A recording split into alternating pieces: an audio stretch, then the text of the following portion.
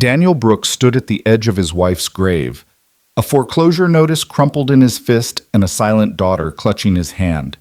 He was 34 years old, drowning in $87,000 of debt, and exactly 3 days away from losing everything. Then he found the ad. $80,000 a year. Driver needed. No questions asked. That job nobody wanted? It would become the best decision of his life. Stay with me until the end and comment below which city you're watching from. Let's see how far this story travels. The rain fell in thick sheets across Riverside Cemetery, turning the freshly packed earth into a dark wound against the Kentucky hillside. Daniel Brooks stood motionless beneath a black umbrella that did nothing to stop the cold from seeping into his bones. His suit, the same one he'd worn to his wedding 8 years ago, hung loose on his shoulders now. He'd lost 20 pounds in the 6 months since Sarah got sick, another 10 since she stopped breathing in that hospital bed, her hand going cold in his while their daughter slept in the chair beside them. "Daddy?" The word was barely a whisper. Daniel looked down at Lily, her small face pale beneath the hood of her raincoat. She hadn't spoken much since the funeral 3 weeks ago. 7 years old, and already she understood that some losses couldn't be fixed with bandages or bedtime stories. "Yeah, baby?" But Lily didn't say anything else. She just pointed at the headstone, where rainwater pooled in the carved letters of her mother's name. Sarah Michelle Brooks, beloved wife and mother, 1986-2024. Daniel's throat tightened. He wanted to say something, anything, that might make this moment less brutal. But what words existed for a child watching her mother's grave fill with rain? What comfort could he offer when he couldn't even comfort himself? "We should go," he finally managed. "You'll catch cold." Lily nodded, but didn't move. Her eyes stayed fixed on the headstone, and Daniel recognized the look on her face. It was the same expression he saw in the mirror every morning, the look of someone trying to understand how the world could keep spinning when their entire universe had collapsed. He knelt down beside her, his knees sinking into the wet grass. "Hey, look at me." Slowly, Lily turned. Her eyes, Sarah's eyes, that same impossible shade of green, met his. "Mommy's not really gone," Daniel said, the words catching in his chest. "She's right here." He pressed his hand against Lily's heart. "And here." He touched her temple gently. "Every time you remember her laugh, every time you think about the stories she told you, every time you see something beautiful and wish you could show her, that's her, still with us. Okay?" Lily stared at him for a long moment. Then she reached out and touched his chest, right over his heart. "You too, Daddy?" Daniel's vision blurred. "Yeah, baby, me too." They stood there in the rain for another few minutes, two broken pieces of a family that used to be whole. When they finally walked back to the car, a 15-year-old Honda Civic with a cracked windshield and an engine that knocked whenever it idled, Daniel carried Lily in his arms, her face pressed against his shoulder. He didn't look back at the grave. He couldn't. The apartment was dark when they got home. Daniel had stopped paying the electric bill 2 months ago, choosing instead to put that money toward the hospital bills that kept arriving like paper avalanches. The power company had been patient, a courtesy extended to grieving families, he supposed. But patience had limits. The lights had gone out 3 days ago. "Careful on the stairs," Daniel said, guiding Lily up to the second floor with a flashlight. The building was old, the stairs creaked, and the hallway smelled like mildew and other people's cooking. It wasn't much, but it was all they had. No, it was all they used to have. The foreclosure notice was still sitting on the kitchen counter where Daniel had thrown it that morning. He'd read it so many times he had the words memorized. Failure to pay. 30 days to vacate. Legal action will be taken. 30 days. That was all the time they had left. Daniel helped Lily change out of her wet clothes and into her pajamas. He microwaved a can of soup on the gas stove, the one utility he'd managed to keep running, and they ate in silence at the kitchen table, a single candle flickering between them. "Daddy?" Lily's voice was so quiet he almost missed it. "Yeah, sweetheart?" "Where are we going to live?" The question hit Daniel like a physical blow. He'd been so focused on getting through each day, each hour, each minute, that he hadn't let himself think about what came next. But Lily was thinking about it. Of course she was. She was 7, not stupid. I'm going to figure that out, he said, forcing confidence into his voice. I promise. Daddy's going to take care of everything. How? Daniel opened his mouth to answer, but nothing came out. How? That was the question, wasn't it? He'd been a construction supervisor before Sarah got sick. A good one, too, with a steady paycheck and benefits and a 401k that was supposed to fund their retirement. But he'd taken leave to care for her, then more leave when she got worse, and by the time she died, there was no job to go back to. The company had restructured. His position had been eliminated. He'd filed for unemployment, but the payments barely covered groceries, let alone rent and medical debt and all the other bills that kept piling up like corpses after a battle. I'm going to find a job, Daniel finally said. A good one, and we're going to be okay. Lily looked at him with those green eyes, so like her mother's, and Daniel could see that she didn't believe him. She was too young to lie to, too smart to fool, but she didn't challenge him. She just nodded and went back to her soup. After dinner, Daniel tucked her into bed, the flashlight casting long shadows across the walls of her tiny bedroom. He read her a story, one of Sarah's favorites, about a princess who saved herself instead of waiting for a prince, and kissed her forehead. I love you, Daddy, Lily whispered. I love you too, baby. More than anything in the world. He left her door cracked open, the way she liked it, and walked back to the kitchen. The foreclosure notice seemed to glow in the candlelight, demanding attention. Daniel sat down at the table, put his head in his hands, and tried to think. He had skills. He could drive. He could manage people. He could work with his hands. But nobody was hiring. He'd sent out 43 applications in the past month and gotten exactly 2 callbacks, both for jobs that paid minimum wage and required him to work nights. Impossible with a 7-year-old who needed him home. His phone buzzed. Daniel pulled it out of his pocket, expecting another collection call, another automated reminder that his life was falling apart. Instead, it was a text from his sister in California. Any luck with the job search? Daniel stared at the message for a long moment. His sister had offered to let him and Lily stay with her, to start over on the West Coast. She meant well. She always meant well. But California was 3,000 miles away from everything Daniel knew, from the house where he and Sarah had built their life, from the cemetery where she now rested. Still looking, he typed back, Something will come up. Let me know if you need money. I can send some. Daniel's pride wanted to refuse. His circumstances wouldn't let him. Maybe next week, he replied.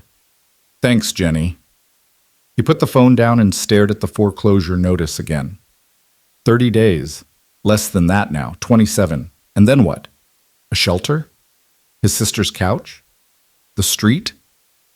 Daniel walked to the window and looked out at the rain-soaked city. Somewhere out there, people were living normal lives. Going to work, coming home, kissing their spouses, tucking in their kids. They didn't know how close they were to losing everything. They didn't understand that the line between stability and catastrophe was thinner than a spider's web.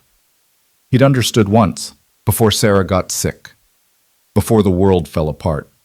Now he understood too well. The next morning, Daniel dropped Lily off at school. The teachers knew about Sarah, everyone knew, and they'd been kind about the unpaid lunch fees and the permission slips he kept forgetting to sign. But kindness had limits, just like patience, and Daniel could see the concern in their eyes when they looked at Lily. She hadn't spoken to another child in weeks.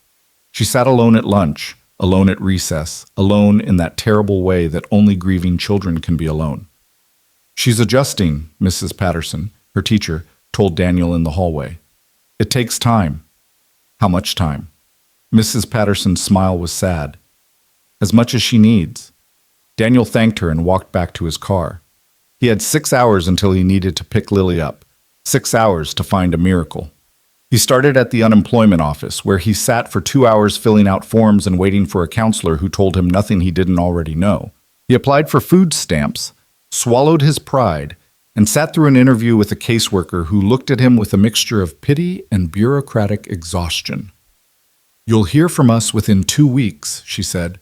I don't have 2 weeks, Daniel said. She shrugged. That's the process, Mr. Brooks. He left the office feeling worse than when he'd arrived. The rain had stopped, replaced by a gray sky that seemed to press down on the city like a wet blanket. Daniel walked to a coffee shop, the cheap kind, where a cup cost $1 and they didn't mind if you sat for hours, and pulled out his phone to search job listings. Most of what he found was what he'd already seen. Minimum wage positions, night shifts, jobs that required experience he didn't have or degrees he couldn't afford. He scrolled past restaurant gigs and warehouse work and exciting opportunities that turned out to be pyramid schemes. And then he saw it. The ad was buried in the classified section, wedged between a listing for a used refrigerator and an offer for free puppies to Good Home. It was only 3 lines long, $80,000 a year. Driver needed, no questions asked. At the bottom was a phone number and an address. Daniel stared at the ad for a long moment. $80,000 a year was more than he'd ever made in his life. It was enough to pay off his debts, find a new apartment, give Lily the stability she desperately needed. It was enough to start over. But no questions asked? What kind of job came with a condition like that? Daniel's first instinct was to scroll past. Whatever this was, it couldn't be legitimate. Probably a scam, or worse, something illegal. He wasn't desperate enough to get involved with criminals. Except, he was desperate. He was exactly that desperate. He looked at the address. It was in the old money part of town, up on the hill where the mansions looked down on the rest of the city like disapproving grandparents. Rich people lived there. Old families, the kind who'd been wealthy for so long they'd forgotten what it meant to struggle. What would someone like that need a driver for? And why would they pay so much? Daniel's thumb hovered over the phone number. His rational mind screamed at him to forget it, to keep scrolling, to find something safe and normal and boring. But his rational mind wasn't the one facing eviction in 27 days. His rational mind wasn't the one with a silent daughter and a dead wife and a stack of bills that grew higher every time he blinked. He pressed call. The phone rang 3 times before someone picked up. Hayes residence? The voice was male, elderly, with the crisp formality of old-school service. I'm calling about the ad, Daniel said. The driver position. A pause. I see. And your name? Daniel Brooks. Mr. Brooks, can you be here at 4 o'clock this afternoon? Daniel checked his watch. It was already 2:30, and he needed to pick up Lily at 3. I have to get my daughter from school first. Could I come at 4:30? Another pause, longer this time. You have a child? Yes, she's 7. I see. The voice on the other end seemed to be weighing something. 4:30 will be acceptable. The address is 847 Hillcrest Drive. Please use the service entrance on the east side of the property. I'll be there. Good. The line went dead. Daniel sat in the coffee shop for another moment, his heart beating faster than it should. He didn't know what he was walking into. He didn't know anything about the Hayes family or why they needed a driver or what no questions asked really meant. But he knew one thing. He had to try. Hillcrest Drive wound up the side of the hill like a lazy serpent, flanked on both sides by estates that looked more like small kingdoms than homes. Daniel drove past gates and hedges and security cameras, feeling more out of place with every turn. His Honda Civic, with its cracked windshield and faded paint, looked like a cockroach crawling through a palace. Lily sat in the back seat, coloring in a book Daniel had bought at the dollar store. She hadn't asked where they were going, and he hadn't explained. What would he even say? Daddy's applying for a mysterious job because we're about to be homeless? That wasn't a conversation he was ready to have. The GPS announced their arrival, and Daniel pulled up to a wrought iron gate that stretched at least 12 feet high. Beyond it, a long driveway curved through manicured grounds toward a mansion that looked like something out of a Gothic novel. The building was massive, 3 stories of gray stone with towers and turrets and windows that seemed to watch him like suspicious eyes. Daniel rolled down his window and pressed the intercom button. Mr. Brooks? The same voice from the phone, somehow even more formal in person. Yes. Please drive to the service entrance. It's around the east side of the house. The gate swung open silently, and Daniel drove through. He followed a narrow path around the side of the mansion, past gardens that had probably once been beautiful, but now looked overgrown and neglected. The service entrance was a plain door set into the stone, with a single light burning above it. Stay in the car, okay? Daniel told Lily. I'll be right back. She nodded without looking up from her coloring book. Daniel got out and walked to the door. Before he could knock, it opened, revealing a man in his 70s with white hair, a thin face, and eyes that seemed to have seen everything and forgiven nothing. "Mr. Brooks, I'm Rowan, the house manager. Please, come in." Daniel followed him through a narrow hallway into what appeared to be a service kitchen, industrial, functional, nothing like the grandeur he'd glimpsed from outside. Rowan led him to a small office and gestured for him to sit. "Thank you for coming on such short notice," Rowan said, settling into a chair behind a modest desk. "I trust you found the address without difficulty?" "GPS did most of the work." "Indeed." Rowan studied him for a moment, his expression unreadable. "Tell me about yourself, Mr. Brooks. Your background, your experience." Daniel took a breath. "I was a construction supervisor for 12 years. Before that, I drove trucks.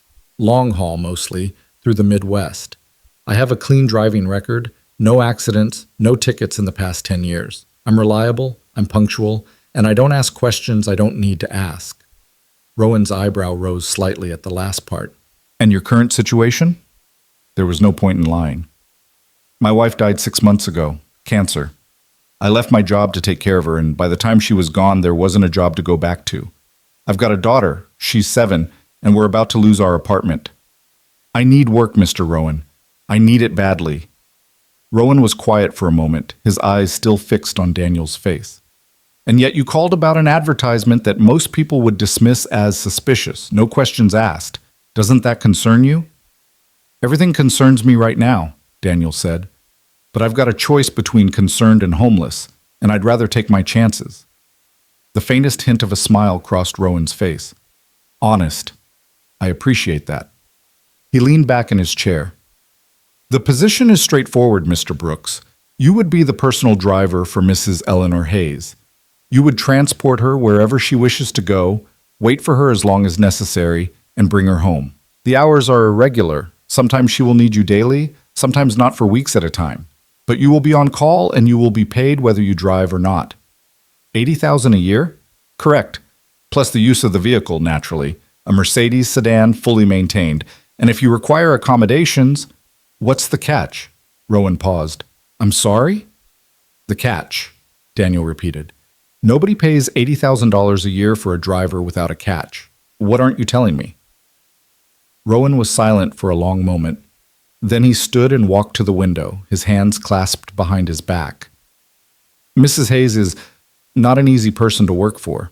She has certain habits, certain routines that must be respected without question.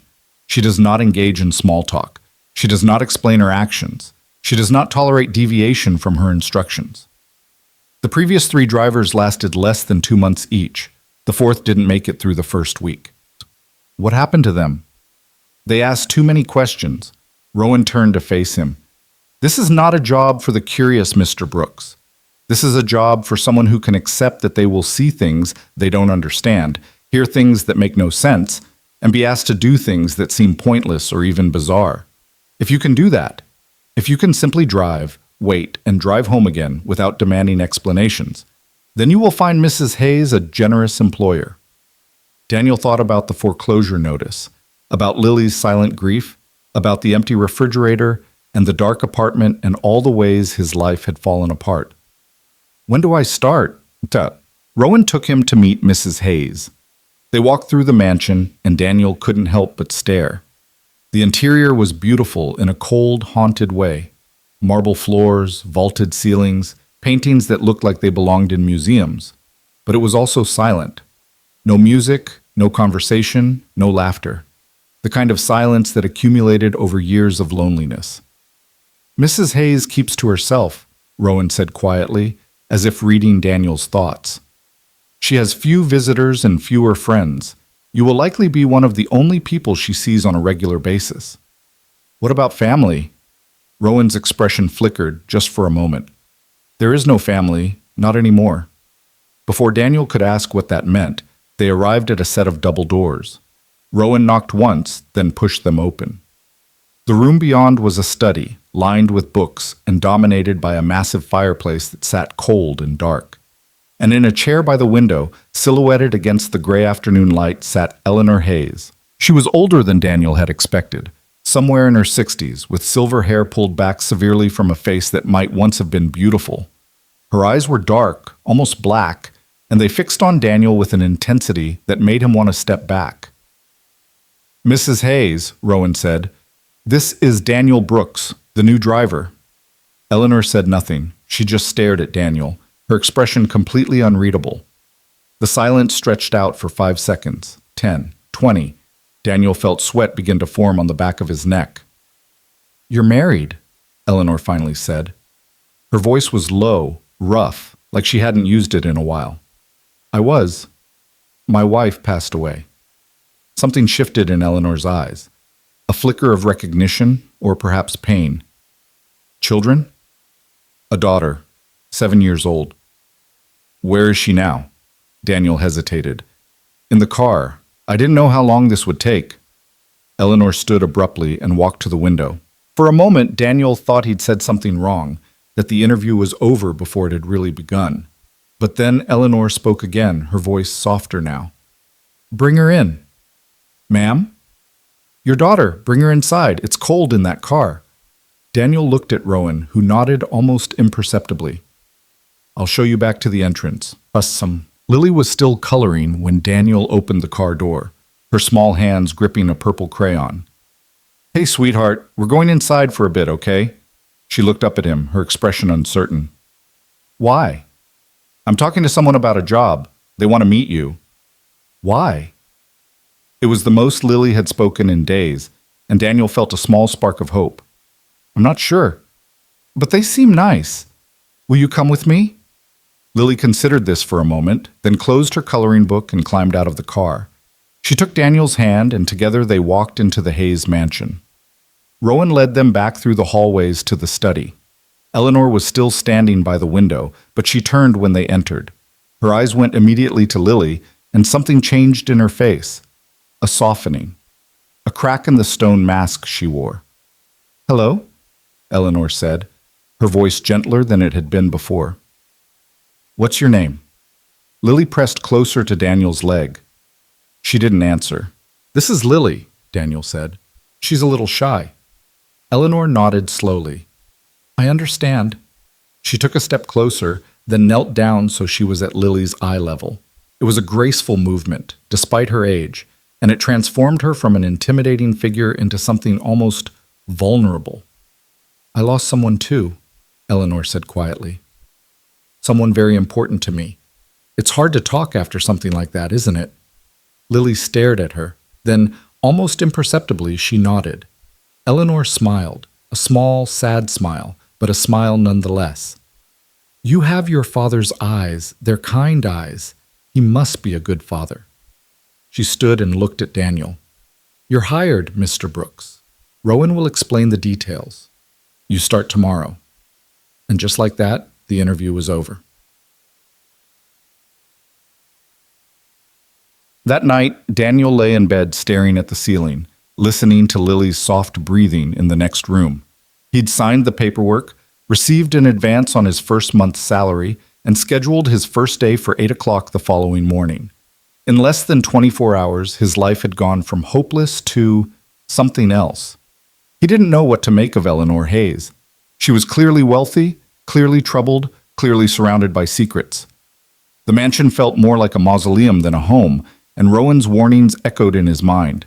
She has certain habits, certain routines that must be respected without question. What did that mean? What kind of routines? No questions asked. Daniel closed his eyes. He thought about Sarah, about the way she used to tease him for his curiosity. "You're like a cat," she'd say, always poking your nose where it doesn't belong. Maybe she was right. Maybe his curiosity would be his downfall, but right now it didn't matter. What mattered was the check sitting on his dresser, enough to stop the foreclosure, enough to turn the lights back on, enough to buy Lily new shoes because her old ones were wearing through at the toes. What mattered was surviving. Whatever secrets Eleanor Hayes was hiding, whatever strange routines she followed, whatever demons haunted that empty mansion, Daniel would deal with them. He would drive where she told him to drive, wait where she told him to wait, and keep his mouth shut. He had no choice. The first day came with a cold dawn and a thin layer of frost on the windshield. Daniel scraped the ice with a credit card. His actual scraper had been sacrificed to the pawn shop months ago and drove Lily to school in silence. I've got a new job, he told her as they pulled up to the building. I might be late picking you up sometimes, but Grandma Jenny said she'd call you after school to check in, okay? Lily nodded. And I love you, you know that, right? Another nod. Daniel watched her walk into the building, her small backpack bouncing with each step. Then he turned the car toward Hillcrest Drive. The mansion looked even more imposing in the morning light, the stone darker, the windows more watchful. Daniel parked by the service entrance and found Rowan waiting for him with a set of keys. The Mercedes is in the garage, Rowan said. Tank is full, GPS is updated, and there's a thermos of coffee in the cup holder. Mrs. Hayes prefers you to wait in the car until she's ready. How will I know when she's ready? She'll come out. Rowan handed him the keys. And Mr. Brooks? Whatever happens today, remember what we discussed. No questions. Daniel nodded and walked to the garage.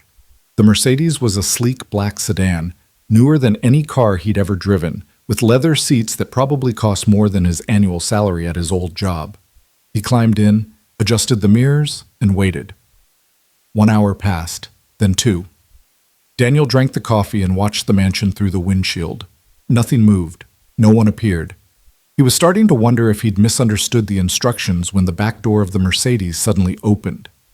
Eleanor Hayes slid into the back seat, dressed entirely in black. Her face was pale, her expression the same unreadable mask from the day before. "Good morning, Mrs. Hayes," Daniel said. She didn't respond. "Where would you like to go?" Eleanor handed him a slip of paper. On it was written an address, nothing more. Daniel entered it into the GPS and pulled out of the garage. The destination was across town, a children's hospital on the east side, the kind of place that specialized in long-term care for sick kids. Daniel had been there once, years ago, to visit a colleague's son. The memory wasn't pleasant. He pulled into the parking lot and found a spot near the entrance. Through the rearview mirror, he could see Eleanor staring at the building, her face utterly still. "Do you need me to—" "Stay in the car." She got out and walked toward the hospital, but she didn't go inside. She just stood there, on the sidewalk, staring at the entrance. She stood there for exactly 30 minutes. Daniel watched the clock, then turned and walked back to the car. She handed him another slip of paper, another address. This time it was a law office downtown, a sleek glass building with the names of partners etched in gold letters above the door. Again, Eleanor got out. Again, she stood and stared. Again, 30 minutes. Then back to the car, another slip of paper, another address. The third stop was an empty lot in a residential neighborhood, just a foundation of concrete with weeds growing through the cracks. A sign posted at the edge read, "Future site of something," but the rest had been weathered away. Eleanor stood at the edge of the foundation, looking down at the concrete like it was a grave. 30 minutes. The fourth and final stop was a bank, a large commercial building in the financial district, all marble columns and brass fixtures. Eleanor didn't go inside here either. She just stood on the sidewalk, her hands clasped in front of her, staring through the glass doors. 30 minutes. When she got back in the car, Daniel drove her home in silence. She didn't speak. She didn't look at him. She just sat in the back seat like a ghost, her eyes fixed on something only she could see. At the mansion, she got out without a word and walked inside. Daniel sat in the car for a long moment, his hands still on the wheel. 4 locations, 2 hours of standing and staring. No explanations, no conversations, no apparent purpose, no questions asked. He drove home, picked up Lily from her after-school program, made dinner, helped her with her homework. He didn't tell her about his strange day. He didn't tell her about Eleanor Hayes and her silent pilgrimages to places that seemed to hold no meaning. But that night, lying in bed, Daniel couldn't stop thinking about it. What was she looking for? What did those 4 locations have in common? Why would anyone pay $80,000 a year for a driver just to take them to stare at buildings? No questions asked. But Daniel had questions. So many questions. And something told him that sooner or later he was going to find the answers, whether he wanted to or not. The next day was the same. And the day after that. And the day after that. Every morning, Daniel drove to the Hayes mansion. Every morning, he waited in the Mercedes until Eleanor appeared. And every day, they made the same 4 stops: the children's hospital, the law office, the empty foundation, the bank. 4 locations, 30 minutes each, then home. Eleanor never spoke beyond the essentials. She never explained. She never showed emotion. She was like a machine running a program that only she understood, and Daniel was just the engine that carried her from place to place. By the end of the first week, he had the route memorized. By the end of the second, he could predict the exact moment Eleanor would return to the car from each stop. By the end of the third, he had stopped wondering about the purpose of it all and simply accepted that this was his life now. Wake up, drive Lily to school, drive Eleanor to her silent vigils, pick up Lily, make dinner, sleep, repeat. It was monotonous, but it was also stable, more stable than anything Daniel had experienced since Sarah's diagnosis. The electricity was back on, the foreclosure had been stopped. Lily had new shoes, a full refrigerator, and a father who wasn't constantly panicking about where their next meal would come from. If the price of that stability was driving a grief-stricken old woman to stare at buildings for 2 hours a day, Daniel could live with that. What he couldn't live with was the silence. Lily had always been quiet. She took after Sarah in that way, thoughtful and observant rather than loud and demanding. But the silence that followed Sarah's death was different. It wasn't peaceful. It was heavy, like a weight pressing down on her small shoulders. She went to school, came home, did her homework, went to bed. She didn't play, didn't laugh, didn't cry. She just existed. Daniel tried everything he could think of. He took her to the park, to the movies, to the ice cream shop where she'd once begged for sprinkles on everything. She went along with it all, obedient and compliant, but there was no joy in it, no life. Just give her time, his sister said on the phone. Kids are resilient, she'll bounce back.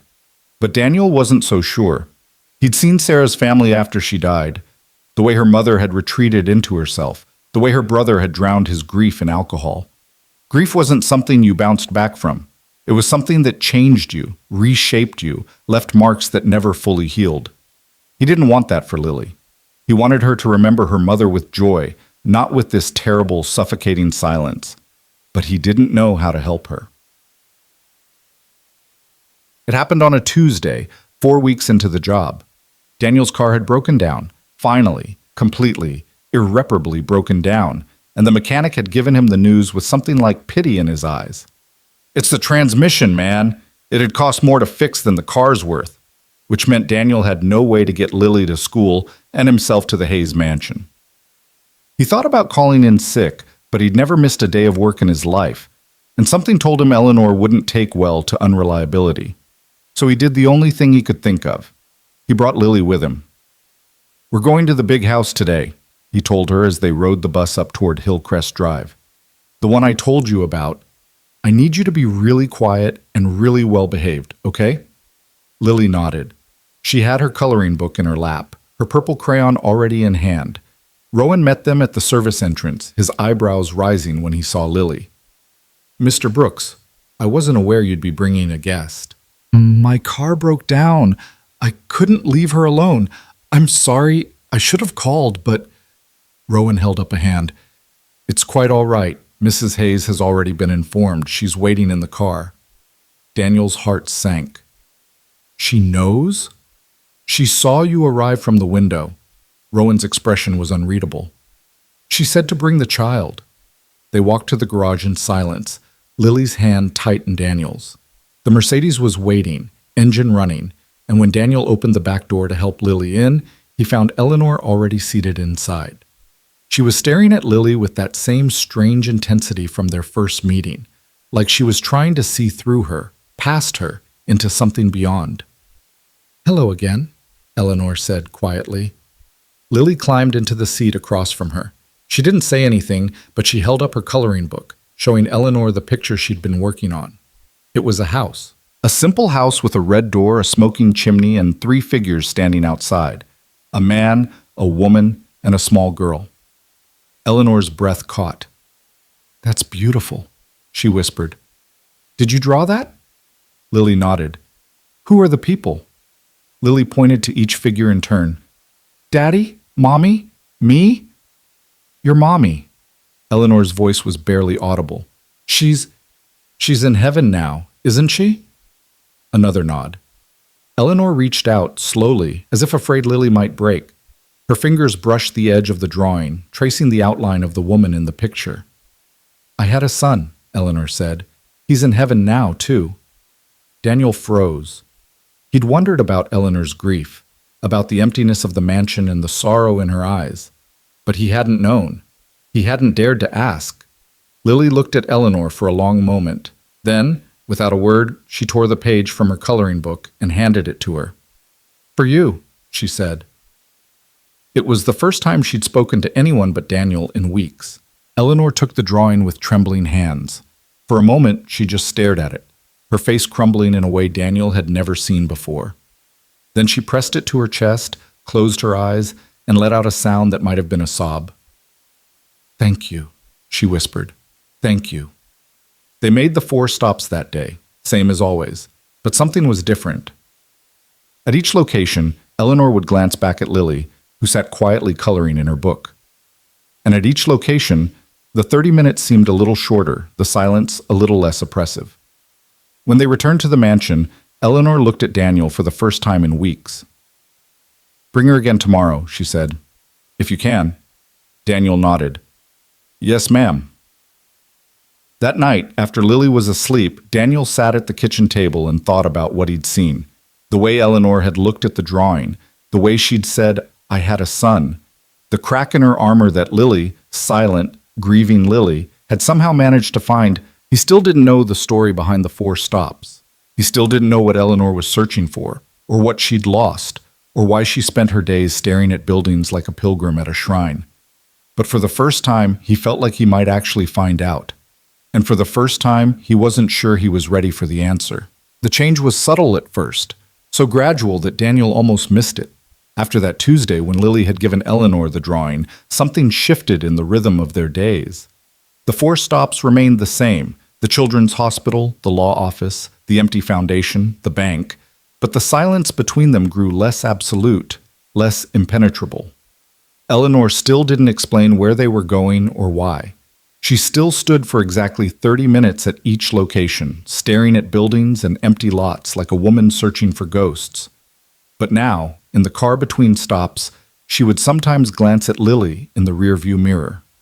And sometimes, just sometimes, the hard lines of her face would soften.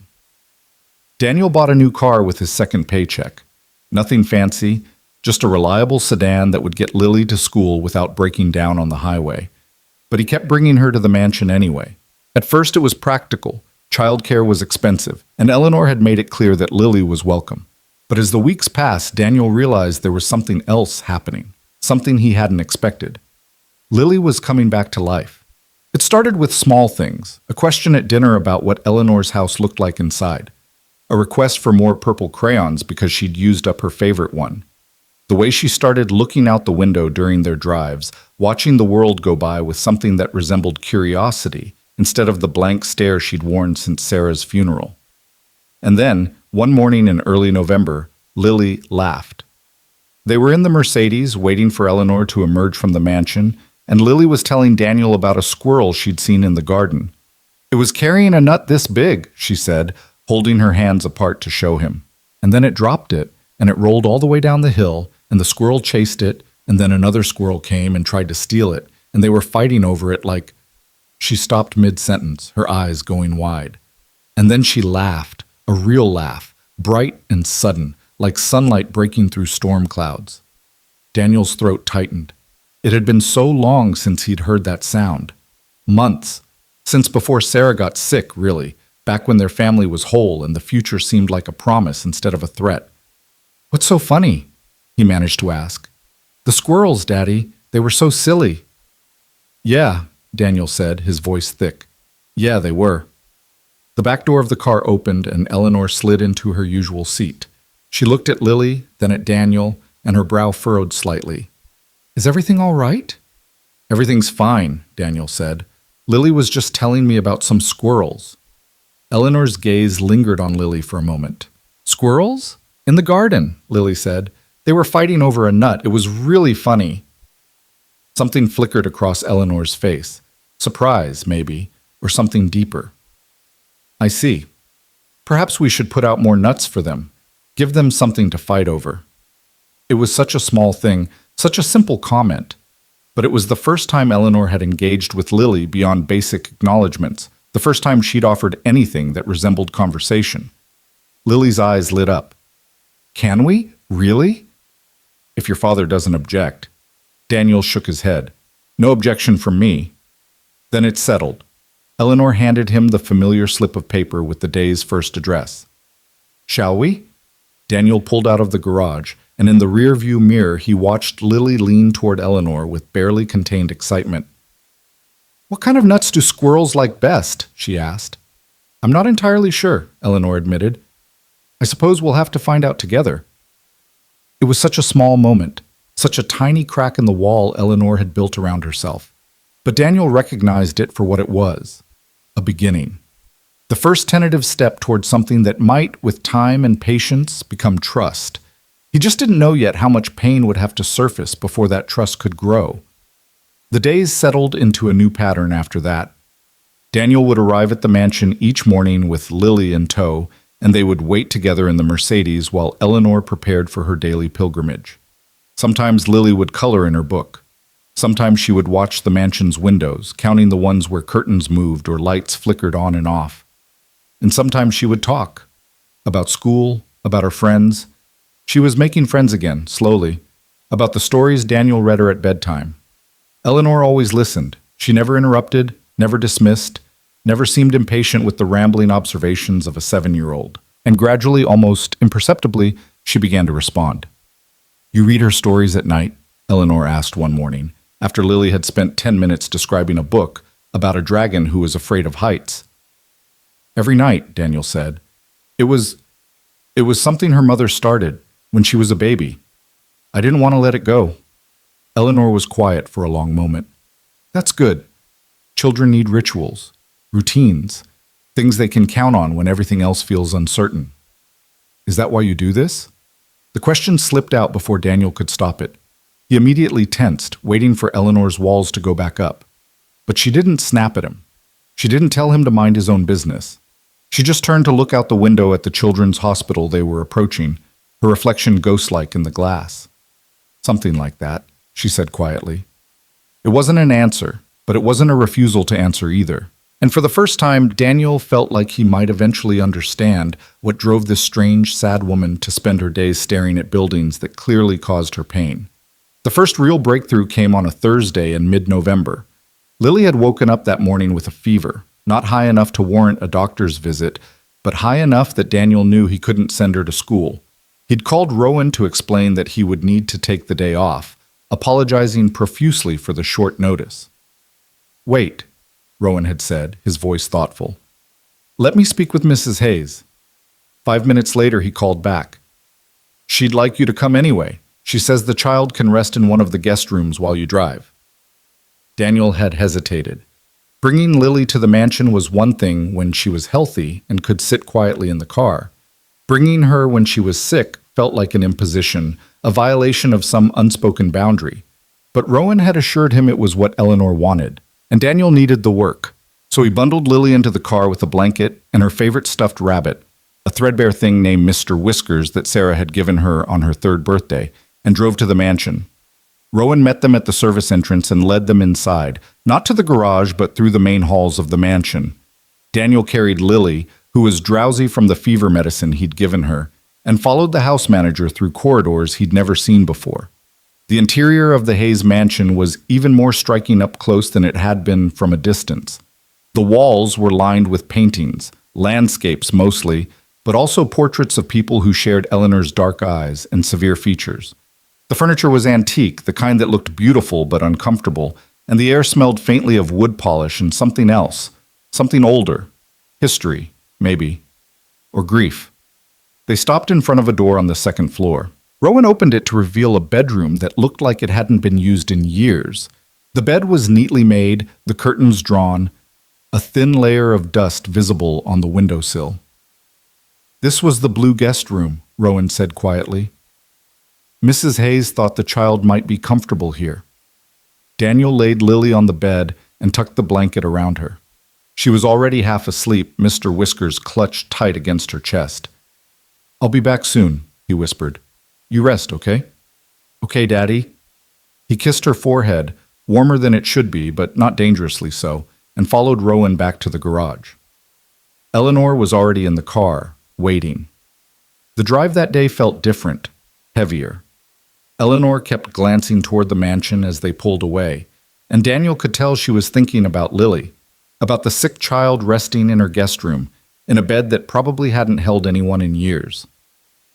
They made the first stop at the children's hospital. Eleanor got out, as always, and stood on the sidewalk staring at the entrance. But this time Daniel found himself watching her more closely than usual. The way her hands clasped and unclasped at her sides. The way her jaw tightened whenever someone walked in or out of the doors. The way her eyes tracked the movements of families, parents with children, children with parents, like someone watching a life she used to have. When she got back in the car, her face was paler than usual. "Mrs. Hayes?" Daniel asked carefully. "Are you all right?" "Drive," she said. Her voice was steady, but there was something underneath it, something cracking.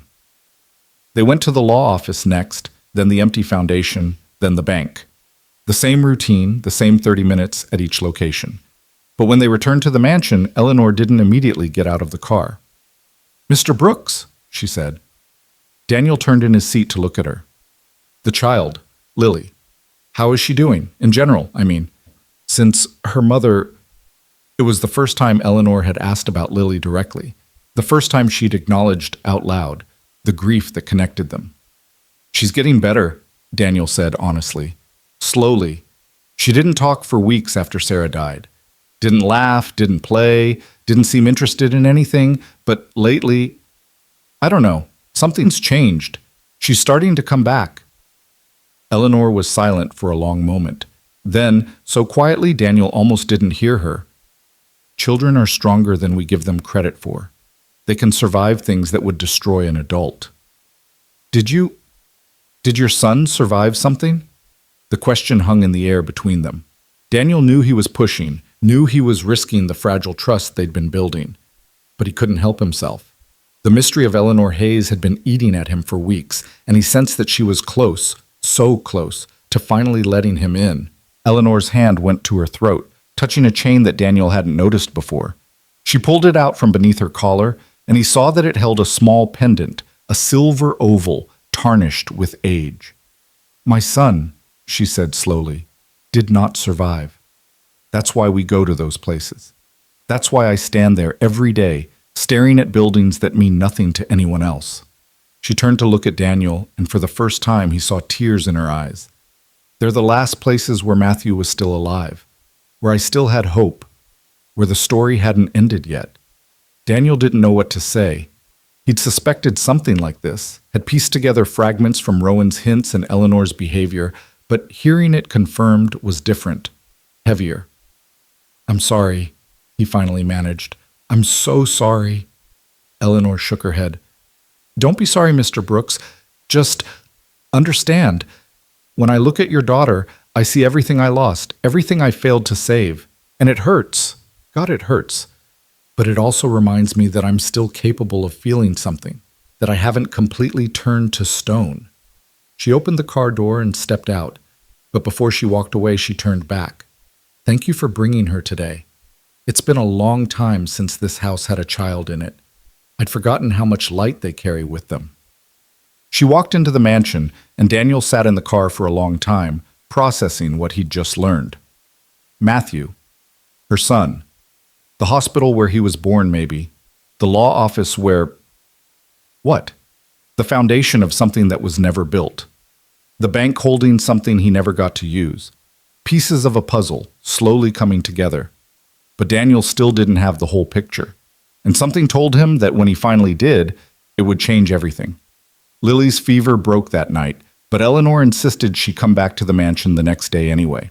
"I've arranged for a tutor," she told Daniel when he tried to suggest that Lily should stay home and rest. "Someone to help her catch up on any schoolwork she missed.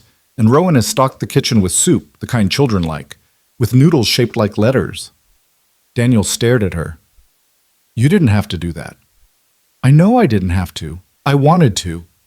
Eleanor's voice was crisp, businesslike, but there was something underneath it, something that might have been hope. "Unless you object." "No, No, thank you. She'll love that. And she did. Lily spent that day in the mansion's library, a cavernous room lined floor to ceiling with books that looked older than the country itself, working with a patient young woman named Claire, who had been hired specifically to help her. When Daniel returned from driving Eleanor on her rounds, he found his daughter sitting cross-legged on an antique rug, happily explaining to Claire why the letter Q was the silliest letter in the alphabet. Because it always needs you, Lily was saying.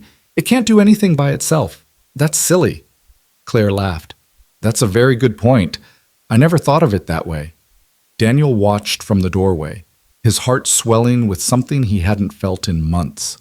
Hope. Real hope. Not the desperate, grasping kind that had kept him going after Sarah died, but something gentler, something sustainable. She's remarkable, Eleanor said from behind him. Daniel turned to find her standing in the hallway, her arms crossed, watching Lily through the doorway. So bright, so curious. She reminds me of... She stopped herself, but Daniel knew what she'd been about to say. Matthew. She reminded Eleanor of her son. Thank you, Daniel said, for all of this. The tutor, the soup, letting her stay here when she was sick. You didn't have to do any of it. Perhaps not. Eleanor's gaze stayed fixed on Lily. But I've learned that doing what we have to do and doing what we should do are rarely the same thing. I spent too many years doing only what I had to. It's time I started doing what I should. Over the next few weeks, Eleanor's transformation continued. The changes were small, a comment here, a gesture there, but they added up to something significant. She started eating meals with Daniel and Lily instead of alone in her study. She began asking Lily questions about her day, her friends, her favorite things. She even laughed once, a surprise sound that seemed to catch her off guard when Lily told a joke about a chicken and a library book. But the 4 stops continued.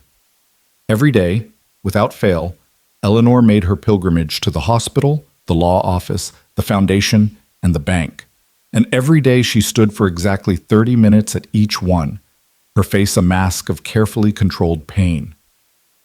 Daniel didn't ask about it again. He'd learned enough to understand that these visits were Eleanor's way of mourning, her way of staying connected to a son she'd lost. And he respected that, even if he didn't fully understand it. What he didn't expect was for Lily to be the one who finally broke through. It happened on a gray afternoon in early December, when the first snow of the season was threatening to fall. They were at the 3rd stop, the empty foundation in the residential neighborhood, and Lily had asked if she could get out of the car. I want to see what she's looking at, she told Daniel. Can I, please? Daniel glanced at Eleanor, who was standing at the edge of the foundation, her back to the car. I don't know if that's a good idea, sweetheart. Please, Daddy. I'll be quiet, I promise. Something in Lily's voice made Daniel hesitate. It wasn't just curiosity, it was concern. His 7-year-old daughter had noticed what Daniel had been trying to ignore, the weight of sadness that Eleanor carried, the way her shoulders hunched forward when she thought no one was watching. Okay, he said, but stay with me, and don't say anything unless she talks to you first. They got out of the car and walked slowly toward Eleanor. The ground was cold, the weeds brittle and brown, and the concrete foundation looked even more desolate up close. Daniel could see now that it was larger than he'd realized, big enough for a substantial house, maybe even a small estate. Eleanor didn't turn when they approached, but she must have heard their footsteps. It was going to be a home, she said quietly. Matthew designed it himself. He was an architect, you know, so talented. He could look at an empty lot and see the whole building, finished and beautiful, right down to the color of the shutters. Daniel stopped a few feet behind her. What happened? He died before they could break ground. Eleanor's voice was flat, emotionless, but her hands were trembling at her sides. 6 months clean, finally turning his life around, and then one night he just slipped. One bad decision, one moment of weakness, and everything, all his plans, all his dreams, all the futures he was building, ended right there in his apartment with a needle in his arm. Daniel's breath caught. He'd suspected drugs, had guessed from the hospital visits and the law office that Matthew's story wasn't a simple one, but hearing it spoken aloud so bluntly was still a shock. I'm so sorry, he said. Eleanor shook her head. Don't be. I've had 7 years to make peace with it. 7 years of standing in these places, trying to understand how someone so bright, so promising, could throw it all away. She turned to face them, and Daniel saw that her eyes were dry. The tears had been cried long ago. The answer is that he couldn't help it. Addiction isn't a choice, it's a disease. And by the time I understood that, it was too late to save him. Lily tugged on Daniel's hand. He looked down at her, ready to take her back to the car, but she was staring at Eleanor with an expression he didn't recognize. My mommy couldn't help it either, Lily said. Eleanor's mask slipped just for a second. What? She got sick, really, really sick, and she tried to get better, but she couldn't. Daddy said it wasn't her fault. The sick part of her was too strong. Lily, Daniel started. It's true, Lily insisted. She let go of Daniel's hand and walked toward Eleanor, stopping just a few feet away. My mommy was sick, and she died. Your son was sick, and he died. And it hurts really, really bad. But you know what? Eleanor's voice was barely a whisper. What? Mommy's still with me, right here. Lily pressed her hand to her chest, exactly the way Daniel had shown her at the cemetery. And I bet your son is still with you too, right here. She reached out and pressed her small hand against Eleanor's chest, right over her heart. For a long moment, nobody moved. Daniel watched, frozen, as Eleanor stood perfectly still, staring down at the child who had just said the thing that no therapist, no friend, no priest had ever managed to say in 7 years of trying. And then Eleanor's face crumbled. She sank to her knees in the cold, dead weeds, and she wrapped her arms around Lily, and she wept. Not quietly, not politely, but with great heaving sobs that shook her entire body. Daniel moved toward them, but something made him stop. This wasn't his moment. This was Lily's. This was the connection between two grieving souls that had been building for weeks, finally breaking through. Lily didn't pull away. She just stood there, her small arms around Eleanor's neck, holding on as the older woman cried. It's okay, Lily said softly. It's okay to be sad. Daddy says crying helps the sad get out. Eleanor laughed through her tears, a broken, watery sound. Your daddy is very wise. I know. Lily pulled back slightly, looking at Eleanor with those serious green eyes. Do you feel a little better now? Eleanor wiped her face with trembling hands. I do. A little. Good. Lily nodded decisively. Can we go back to the car now? It's really cold. Despite everything, the tears, the grief, the weight of 7 years of pain, Eleanor smiled. A real smile. The first one Daniel had seen from her. Yes, she said. Let's go back to the car. That night, after Daniel had put Lily to bed, he sat in the darkness of his living room and thought about what he'd witnessed. The way Eleanor had broken down. The way Lily had known exactly what to say. The connection between them that seemed to transcend age and circumstance and all the walls people built to protect themselves from pain. His phone buzzed, a text from a number he didn't recognize. Mr. Brooks, I'd like to speak with you tomorrow, alone if possible. There are things you should know. It was signed with a single letter, R. Rowan. Daniel stared at the message for a long moment. Then he typed his reply. I'll be there. The next morning, Daniel dropped Lily at school instead of bringing her to the mansion. She protested. She'd grown attached to Claire, to the library, to the ritual of their days. But Daniel promised she could come back the next day. There's something I need to do today, he told her. Something important. About Mrs. Eleanor? Daniel hesitated. His daughter was more perceptive than he'd given her credit for. Yes, about Mrs. Eleanor. Okay. Lily nodded solemnly. Tell her I said hi. I will, sweetheart. Rowan was waiting for him at the service entrance, as always.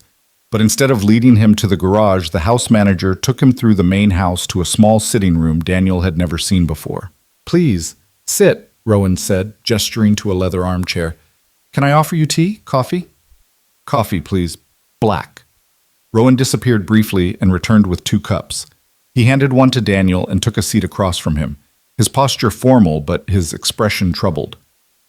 You've been with us for almost 2 months now, Rowan began. In that time, you've seen things that would have driven other drivers away.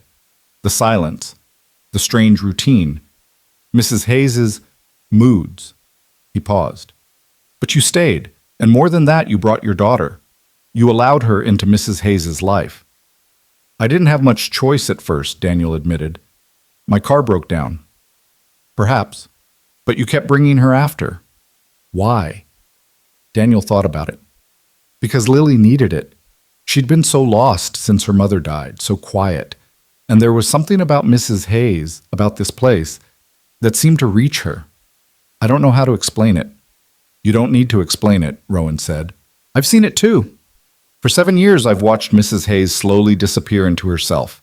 She stopped eating properly, stopped sleeping, stopped caring about anything except those 4 stops, that endless cycle of grief. He shook his head. I thought I would watch her die. Not quickly, but slowly, piece by piece, until there was nothing left. And now? Now I see her smile. I see her laugh. I see her engage with your daughter in ways she hasn't engaged with anyone since Matthew died. Rowan leaned forward, his eyes intense. You've given her something, Mr. Brooks. You and your daughter, something I thought was impossible. Hope. Daniel felt the weight of those words settle on his shoulders. I'm just a driver, Mr. Rowan. I take her where she wants to go, that's all. No, you're much more than that, and that's why I need to tell you the truth about what's happening. Daniel's coffee cup paused halfway to his lips. What do you mean? Rowan was quiet for a moment, as if gathering his thoughts. Do you know what Hayes Industries does, Mr. Brooks? Real estate, I think. Development. Something like that. Something like that, yes. Hayes Industries is one of the largest property development firms on the East Coast. They own shopping centers, office buildings, apartment complexes. They employ thousands of people and generate hundreds of millions of dollars in revenue every year. Okay. Daniel didn't see where this was going. Mrs. Hayes inherited the company when her husband died 15 years ago. She never wanted to run it. She was a teacher before she married into the Hayes family, if you can believe that. But there was no one else. Matthew was still in college, struggling with demons she didn't yet fully understand. So she took over, and she was good at it, ruthless even. She had to be, to survive in that world. And now? Now the company is embarking on a new project, a major redevelopment initiative in a neighborhood on the east side of the city. They're calling it the Riverside Renewal Project. Rowan's voice tightened. What they don't mention in the press releases is that the renewal will require the eviction of over 200 families from their homes. Daniel's stomach dropped. 200 families? Low-income housing, mostly. People who can't afford lawyers, can't fight back, can't do anything except pack their bags when the notices arrive. Rowan's eyes met Daniel's. People like you, Mr. Brooks. People who are one bad month away from losing everything. Daniel set his coffee cup down. His hands were shaking slightly. Does Mrs. Hayes know about this? She signed off on it 3 years ago, before Matthew died. Back then she was a different person, harder, more focused on the bottom line. Rowan sighed. She spent the last 7 years drowning in grief, Mr. Brooks. She hasn't set foot in the company offices since the funeral. The board runs everything now, and they've been waiting for this project to go forward. The eviction notices go out next month. Why are you telling me this? Rowan stood and walked to the window, his back to Daniel. Because I believe you're the only one who might be able to stop it. Me? I'm nobody. I'm just... You're the person she trusts, you and your daughter. You've broken through to her in a way no one else has been able to. Rowan turned to face him. If anyone can convince her to look at what's happening in her own company, to see the people who will be hurt by her decisions, it's you. Daniel's mind was racing. 200 families, evictions, a company worth hundreds of millions of dollars. And somehow, impossibly, he was supposed to be the one to fix it? What if she doesn't listen? Then nothing changes. The evictions proceed, the families lose their homes, and Mrs. Hayes continues to drown in a guilt she doesn't even know she should feel. Rowan's voice was heavy. But I've been with this family for 40 years, Mr. Brooks. I've watched them rise and fall, succeed and fail, love and lose. And I've never seen anyone reach Eleanor the way you and your daughter have. If there's a chance, even a small one, I have to believe it's worth taking. Daniel sat in silence for a long moment. He thought about Sarah, about the months they'd spent in their small apartment, terrified of the bills piling up. He thought about Lily, about the way she'd looked when he told her they might lose their home.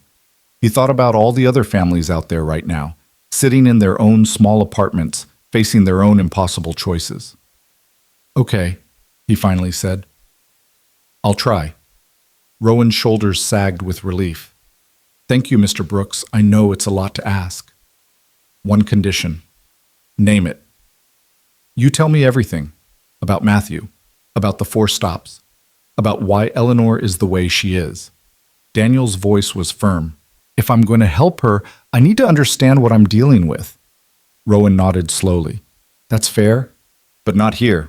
Not now. She'll be ready for you soon, and I don't want her to suspect that we've been talking." "When then?" "Tonight, after you drop her off. I'll be waiting in my office, and I'll tell you everything."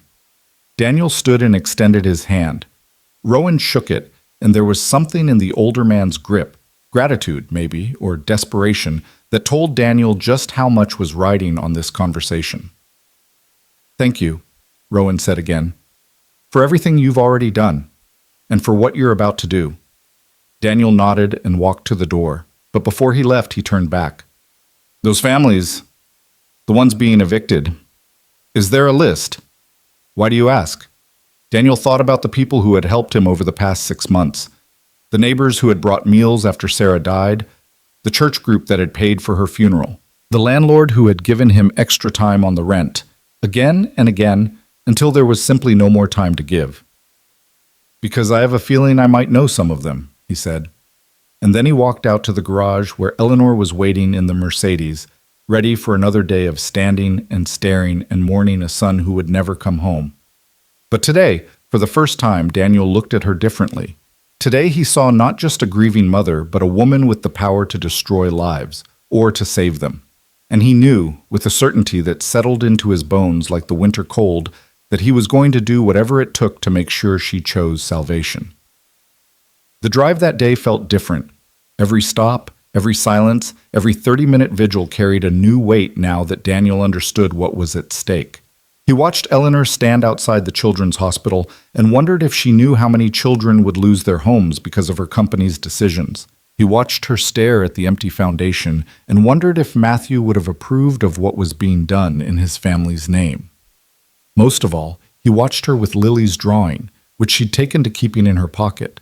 Sometimes, when she thought no one was looking, she would pull it out and trace the figures with her finger, the father, the mother, the daughter, as if reminding herself that families still existed, even when her own had been torn apart.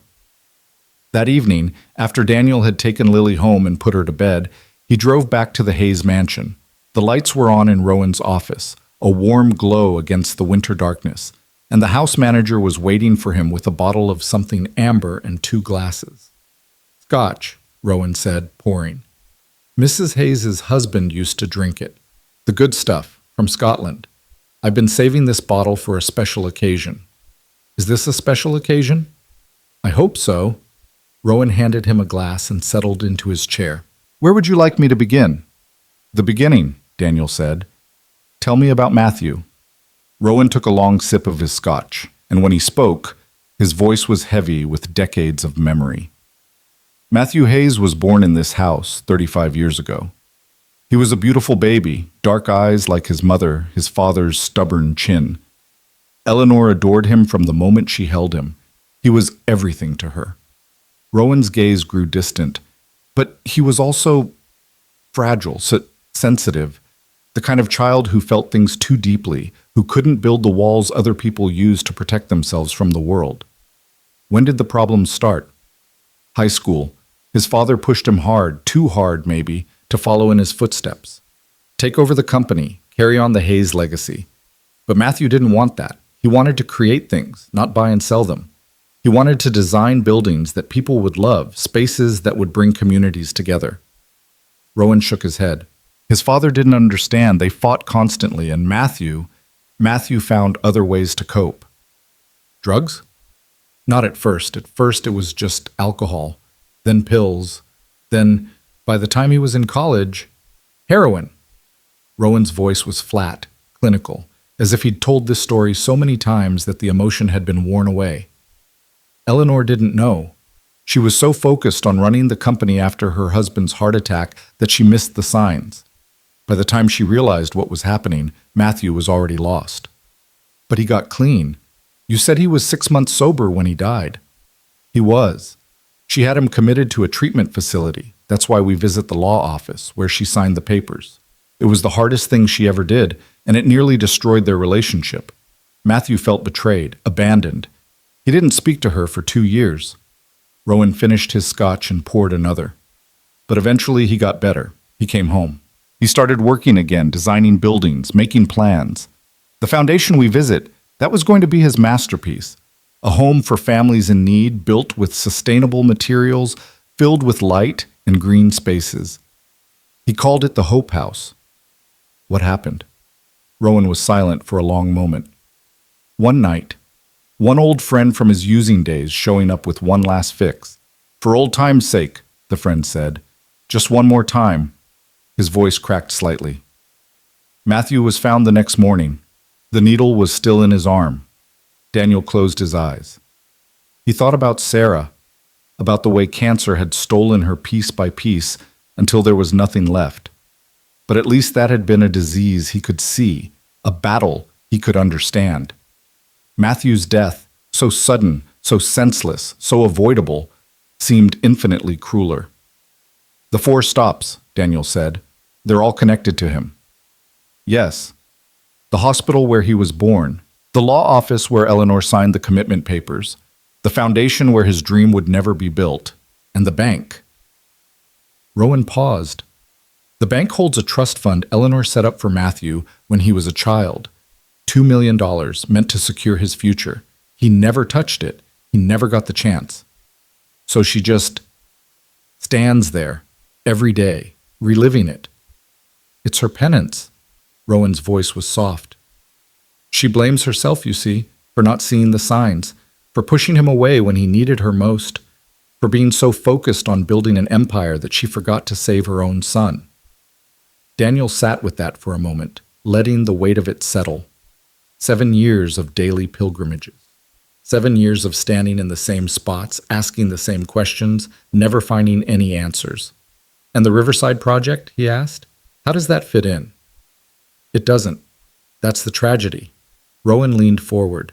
Eleanor approved the project 3 years ago, before she truly understood what she'd lost. She was trying to prove she could still run the company, still be the ruthless businesswoman her husband had trained her to be. But now she's different. She's seen what grief can do, how it can destroy families, how it can leave people with nothing. If she knew what Riverside would cost, not in money, but in human lives, I believe it would break her heart. So why hasn't anyone told her? Because the board doesn't want her involved. They've been running the company without her for 7 years, and they've grown comfortable with that arrangement. If Eleanor woke up, started paying attention again, started asking questions, Rowan shrugged. Let's just say it would be inconvenient for certain people. Daniel drained his scotch and set the glass down. You want me to wake her up? I want you to try. You've already started, whether you realize it or not. The way she looks at Lily, the way she started to engage with the world again, that's your doing, Mr. Brooks. Yours and your daughter's. And if I fail, Rowan met his eyes, then 200 families lose their homes, and Eleanor Hayes dies slowly, drowning in a guilt she doesn't even know the full extent of. He paused. But I don't think you'll fail. I've seen the way she trusts you. It's the first time in 7 years she's trusted anyone. Daniel stood and walked to the window.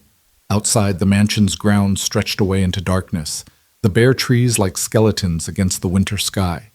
Somewhere out there, families were going about their evening routines, cooking dinner, helping with homework, tucking children into bed, unaware that their entire lives might be upended by decisions made in boardrooms they'd never see. I need that list, Daniel said. The family's being evicted. I need to know who they are. I'll have it for you tomorrow. And I need access to Eleanor. Real access, not just driving her around. Time to talk, to show her what's happening. That may be more difficult. She's not used to...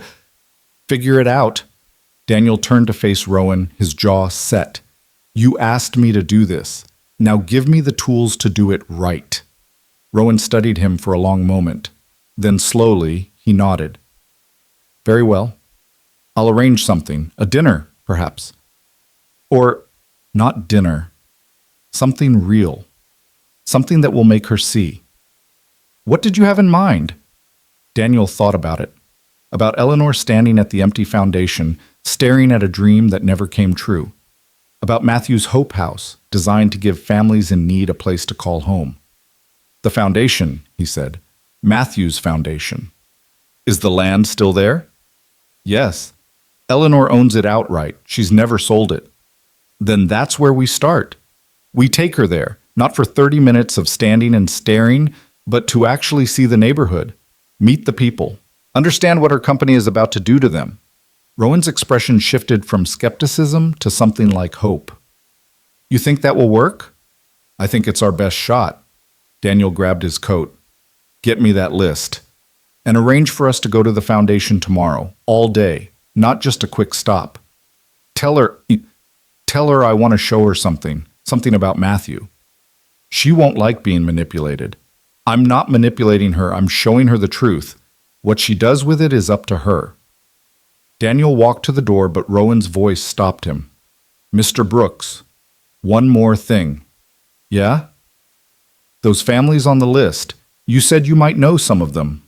Rowan's voice was careful. Were you right?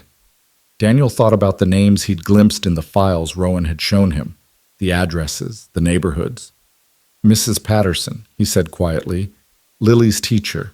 She lives in Riverside. She's been helping us since Sarah died, checking on Lily, sending home extra worksheets, making sure she doesn't fall behind. He paused. She's on the list. Rowan closed his eyes. I'm sorry. Don't be sorry. Just help me fix it.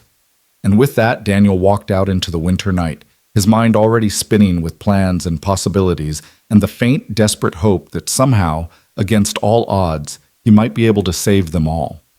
The next morning dawned cold and gray, with thick clouds hanging low over the city and a bitter wind that cut through every layer of clothing. Daniel dropped Lily at school with a kiss and a promise that he'd tell her all about his day when he picked her up, then drove to the Hayes mansion with a knot of anxiety in his stomach. Rowan met him at the door with a folder tucked under his arm. The list, he said, handing it over. 217 families, names, addresses, current employment status, number of children. Everything the board compiled when they were assessing the impact of the project. Daniel flipped through the pages, his heart sinking with every name. So many families, so many children, and yes, there, on page 15, Mrs. Janet Patterson, elementary school teacher, single occupant, Riverside Apartments Unit 4B. Did you arrange the visit? He asked. I did. Mrs. Hayes wasn't pleased, but she agreed. Rowan's expression was guarded. She thinks you want to show her something about Matthew. I didn't tell her the real reason. Good. Let's keep it that way until we get there. Eleanor was waiting in the Mercedes when Daniel climbed behind the wheel. She looked different today, more alert, more present, as if the prospect of learning something new about her son had awakened something inside her. Mr. Brooks, she said, Rowan tells me you have something to show me. I do. Is it about Matthew? Daniel considered his answer carefully. In a way, it's about what Matthew believed in, what he wanted to build. Eleanor was quiet for a moment.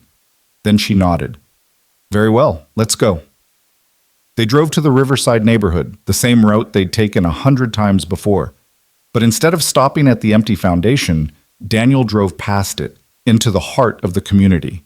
It wasn't a wealthy area, far from it.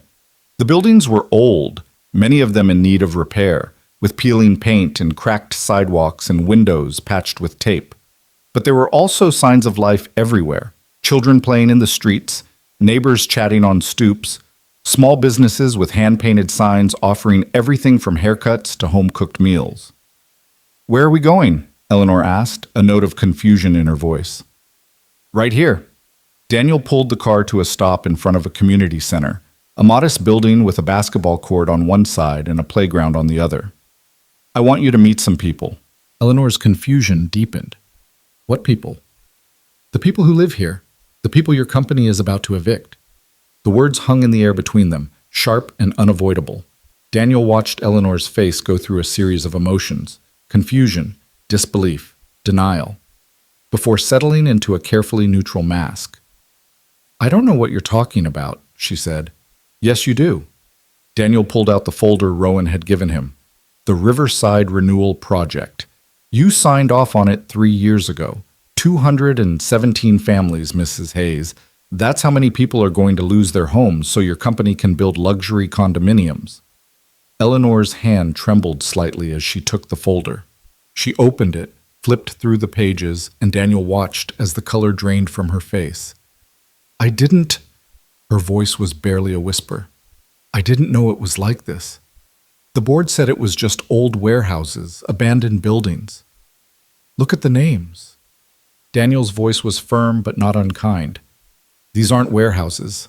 These are people, families, children." Eleanor's eyes moved down the list, pausing here and there as names caught her attention. And then she stopped, her finger hovering over an entry near the bottom of the page. "Marcus Washington," she read aloud. "Riverside Community Center, Youth Program Coordinator."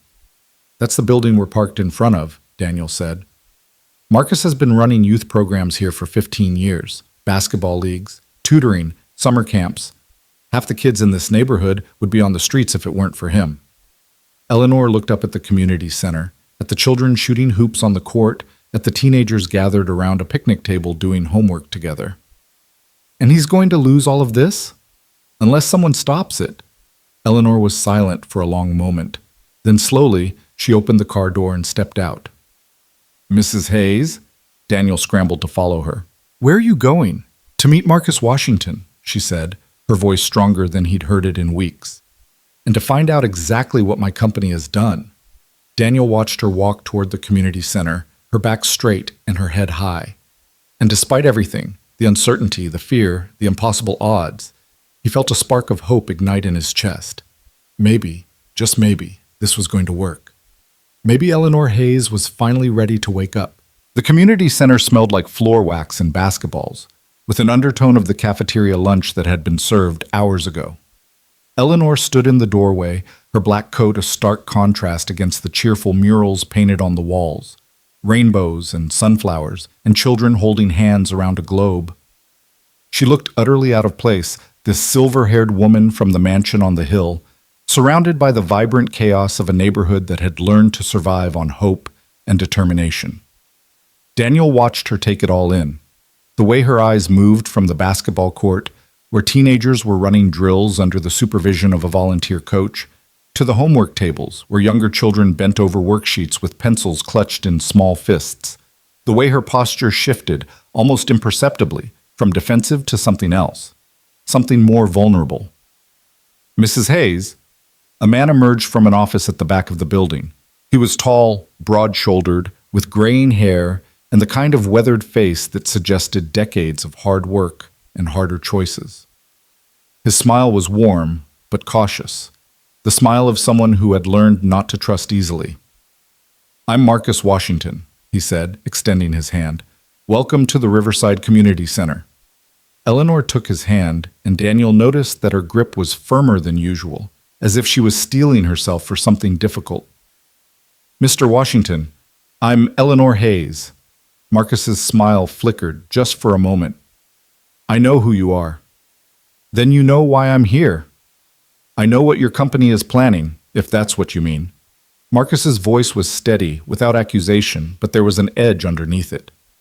"The eviction notices haven't gone out yet, but word travels fast in a neighborhood like this. People are scared, Mrs. Hayes. They don't know where they're going to go." Eleanor was silent for a long moment. Then she looked around the community center again, at the children and the volunteers and the hand-painted murals on the walls. "Show me," she said quietly. "Show me what they're afraid of losing." Marcus studied her face, searching for something. Sincerity, maybe, or the hint of a trap. Whatever he found must have satisfied him, because he nodded slowly. "All right. Come with me." He led them through the building, past the basketball court and the homework tables, past a small kitchen where volunteers were preparing dinner for families who couldn't afford to feed themselves, past a room where a woman was teaching English to a group of immigrants who had fled violence in their home countries. "This building has been here for 40 years, Marcus said as they walked. "My grandmother helped build it, back when this neighborhood was even poorer than it is now." She believed that every community needs a heart, a place where people can come together, support each other, find hope when everything else feels hopeless. He stopped in front of a wall covered with photographs. "These are some of the kids who've come through our programs. Doctors, lawyers, teachers, engineers, kids who might have ended up on the streets if they hadn't had a place like this to come to." Eleanor stepped closer to the wall, her eyes moving from photo to photo. Daniel watched her face, trying to read her expression, but she had rebuilt her mask. Whatever she was feeling, she wasn't showing it. "How many families use this center?" she asked. "On any given week? About 300. But the impact goes further than that. We partner with the schools, the churches, the local businesses. We're the glue that holds this neighborhood together." Marcus's voice tightened. "If we lose this building, if all these families get evicted, that glue disappears, and everything falls apart. Where would they go?" "That's the question, isn't it?" Marcus crossed his arms. "Some of them have family they can stay with, at least temporarily. Some of them will find other apartments, maybe in neighborhoods even worse than this one. And some of them," he shook his head, "some of them will end up on the streets. That's the truth, Mrs. Hayes. That's what your luxury condominiums will cost." Eleanor turned to face him. "You said you know who I am. Do you know what I've been doing for the past 7 years? I know your son died. I know you've been grieving. And I know that while you've been locked away in that mansion of yours, your company has been making plans that will destroy lives." Marcus's voice was firm, but not cruel. "I don't blame you for that. Grief makes people blind. But you're here now. You're seeing it with your own eyes. The question is, what are you going to do about it?" It was the same question Daniel had been wrestling with since his conversation with Rowan. What was Eleanor going to do? What could she do? She was the owner of Hayes Industries, yes, but she'd been absent for 7 years. The board had been running things without her, making decisions in her name, building an empire on foundations she'd never examined. Eleanor didn't answer right away. She walked back to the wall of photographs and stood there, staring at the faces of children who had grown up to become something more than their circumstances had promised. "My son wanted to build a house," she said finally. Her voice was so quiet that Daniel had to strain to hear it. "Not just any house, a home for families in need. He called it the Hope House. He spent years designing it. Sustainable materials, green spaces, room for community gardens and playgrounds, and everything he believed a family should have." She paused. "He died before he could break ground. And I've been standing at that empty foundation ever since, wondering what might have been." Marcus moved to stand beside her. "I didn't know that." "No one does. I don't talk about Matthew. I don't talk about anything anymore." Eleanor turned to look at him, and Daniel saw something in her eyes that he'd never seen before. Not just grief, but determination. "But maybe it's time I started." She reached into her pocket and pulled out the folder Daniel had given her. She opened it to the list of families, 217 names, 217 lives hanging in the balance, and held it out to Marcus. "These are the people my company is planning to evict. I need you to tell me about them. Not the statistics, not the numbers, the people. Who are they? What are their stories? What will happen to them if they lose their homes?" Marcus took the folder and flipped through it, his expression growing heavier with each page. "You want to know about them? Fine. Let's start with Maria Gonzalez, page 3. Single mother, 3 kids, works 2 jobs just to keep the lights on. Her youngest has asthma, and the only clinic that takes her insurance is 2 blocks from here. If she gets evicted, she'll have to move across town, which means an hour commute to her jobs, which means she'll have to quit one of them, which means she won't be able to afford rent anyway. It's a death spiral, Mrs. Hayes. That's what eviction looks like for people like Maria." Eleanor's face was pale, but she didn't look away. "Who else?" "James and Dorothy Williams, page 7. They've lived in this neighborhood for 50 years. James worked at the steel mill until it closed, then drove a cab until his knees gave out. Now they're on a fixed income, barely scraping by. Their apartment isn't much, but it's home. It's where they raised their children, where they buried their dog, where they've watched the seasons change through the same window for half a century. Marcus's voice cracked slightly. James told me last week that if they get evicted, he's not going to move. He's going to die in that apartment one way or another, and Dorothy will be right there beside him. Daniel felt his throat tighten. He thought about his own situation, about the foreclosure notice that had nearly destroyed his family. He'd gotten lucky. He'd found Eleanor, found this job, found a way to survive. But so many people didn't get lucky. So many people fell through the cracks. There's more, Marcus continued. Page 15, Janet Patterson. Daniel's head snapped up. Mrs. Patterson? Marcus looked at him. You know her? She's my daughter's teacher. She's been helping us since my wife died. I didn't know she was on the list until yesterday. She's been in this neighborhood for 20 years, taught half the kids who grew up here, including my own daughter. Marcus turned to Eleanor. Janet Patterson is the reason my little girl became a nurse instead of dropping out of school. She stayed late with her, helped her with her applications, wrote letters of recommendation. That's the kind of person you're evicting, Mrs. Hayes. Not statistics, not numbers. People who make this community what it is. Eleanor closed her eyes.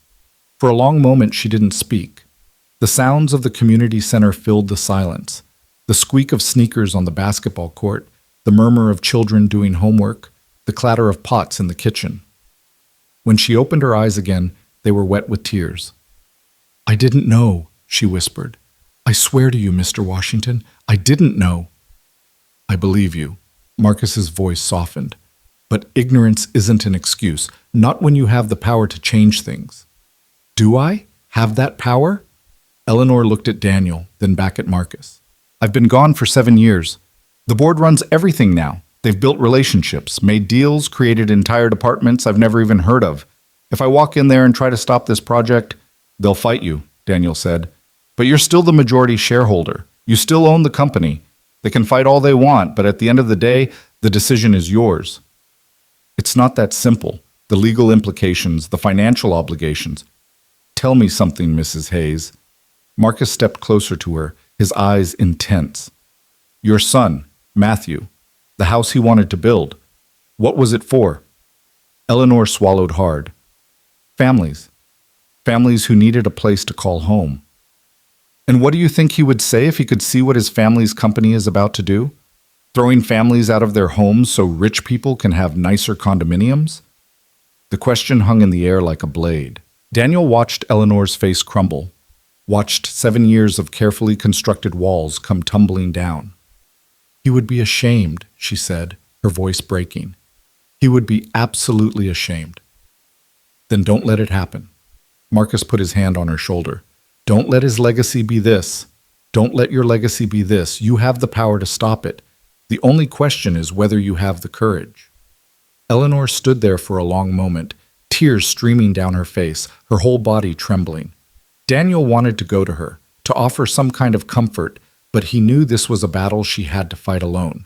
This was her moment of truth, the moment when she decided what kind of person she was going to be. Finally, she straightened her shoulders and wiped her eyes. Take me to them, she said. Marcus blinked. What? The families on that list. Maria Gonzalez, James and Dorothy Williams, Janet Patterson, all of them. I want to meet them. I want to hear their stories. I want to understand exactly what I'm about to save. Marcus stared at her for a long moment. Then, slowly, a smile spread across his face. Now that, he said, is the first thing you've said that I actually believe. They spent the rest of the day walking through the Riverside neighborhood, door to door, family to family. Eleanor listened to stories of struggle and hope, of dreams deferred and children raised against impossible odds. She sat in cramped kitchens and crowded living rooms, drinking bad coffee and eating homemade cookies, letting the humanity of these people wash over her like a tide. Maria Gonzalez showed her the inhaler her youngest son needed, the one that cost $200 a month even with insurance. James and Dorothy Williams showed her the window where they'd watched their grandchildren play. The same window where Dorothy's mother had watched her own children a generation before. A young couple named David and Rachel Chen showed her the nursery they'd just finished painting, the crib waiting for a baby who would arrive in 3 months and might have no home to come to.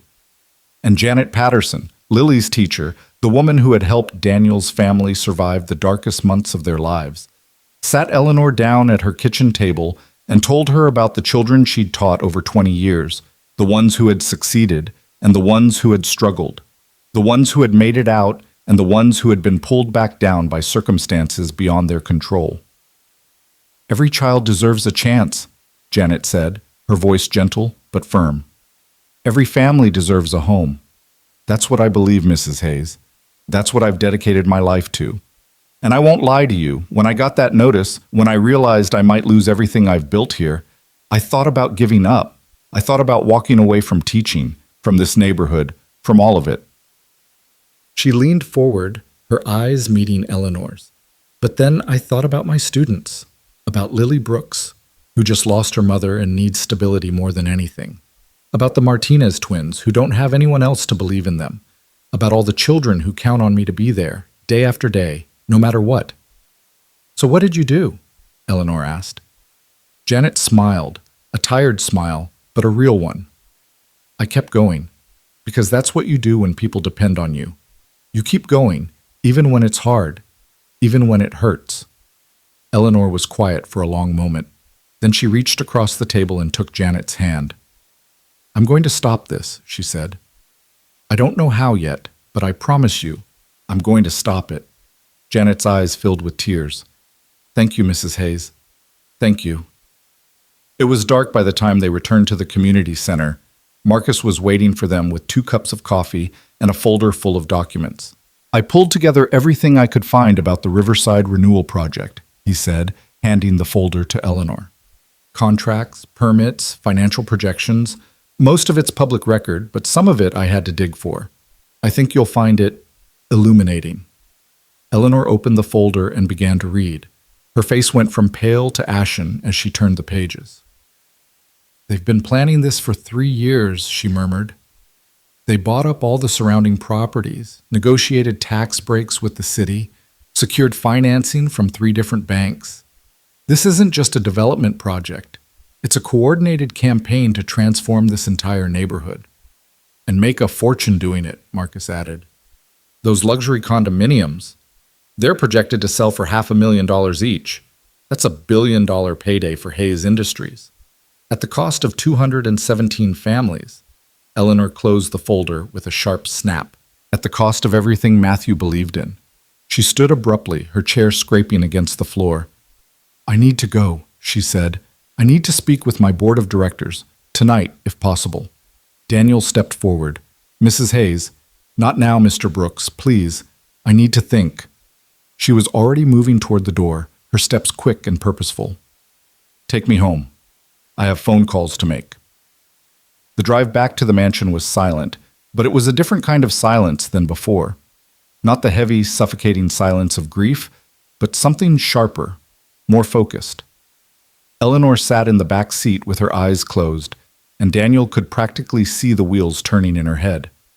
When they arrived at the mansion, she got out of the car without a word. But before she walked inside, she turned back. "Mr. Brooks, Daniel." It was the first time she'd used his first name. "Thank you, for today, for showing me what I needed to see." What are you going to do?" Eleanor's jaw tightened. "What I should have done 7 years ago. I'm going to take back my company." She disappeared into the mansion, and Daniel sat in the car for a long time, staring at the closed door. He didn't know what was going to happen next. He didn't know if Eleanor would succeed, or if the board would find a way to stop her, or if the Riverside families would lose their homes despite everything. But for the first time in months, he felt something he'd almost forgotten how to feel. Hope. The next few days were a whirlwind of activity. Eleanor disappeared into her study for hours at a time, emerging only to make demands of Rowan: documents, phone numbers, contact information for lawyers and accountants and journalists who owed her favors. The mansion, which had been so quiet for so long, suddenly buzzed with energy. Daniel continued his daily routine, driving Lily to school, bringing her to the mansion in the afternoons, making the 4 stops with Eleanor. But everything felt different now. The stops were shorter, more perfunctory, as if Eleanor was finally ready to let go of the past and focus on the future. And Lily, sensitive as always to the moods of the adults around her, seemed to pick up on the change. Mrs. Eleanor is different, she told Daniel one evening as they drove home from the mansion. Different how? She's not as sad anymore. She smiles more. And she talks to me about stuff. What kind of stuff? Lily thought about it. About her son, Matthew. She showed me a picture of him. He was really handsome. Daniel's throat tightened. Did she tell you anything else about him? She said he liked to draw like me. She said he used to design buildings, big ones, for people to live in. And she said, Lily paused, her brow furrowing. She said he would have liked me, that he would have been happy I was there in his house. That's a nice thing to say. Yeah. Lily was quiet for a moment. Daddy? Is Mrs. Eleanor going to be okay? Daniel looked at his daughter in the rearview mirror. Her green eyes, Sarah's eyes, were serious and searching, looking for reassurance that he wasn't sure he could give. I think so, he said finally. I think she's trying really hard to be okay, and sometimes that's the best we can do. Lily nodded slowly. That's what you said about Mommy, that she was trying really hard. That's right. And it's what you say about me sometimes, when I'm sad. Daniel's heart ached. You're doing great, sweetheart. You know that, right? I know. Lily smiled, a small smile, but a real one. I'm trying really hard, too. The call came on a Thursday evening, just as Daniel was putting Lily to bed. Mr. Brooks? Rowan's voice was tight with urgency. I need you to come to the mansion, now. What's wrong? Mrs. Hayes she's not well. Something's happened. Daniel felt his blood run cold. I'll be there in 20 minutes. He called his neighbor, a kind older woman who had helped with Lily before, and explained that he had an emergency. Then he drove to the mansion as fast as the law would allow, his mind racing with terrible possibilities. When he arrived, Rowan was waiting at the door, his face pale and drawn. What happened? Daniel demanded. The board. They held an emergency meeting this afternoon. Without her. Rowan's voice was bitter. They've been planning a coup, Mr. Brooks. They want to remove her as chairman and take full control of the company. Can they do that? Not without a shareholder vote.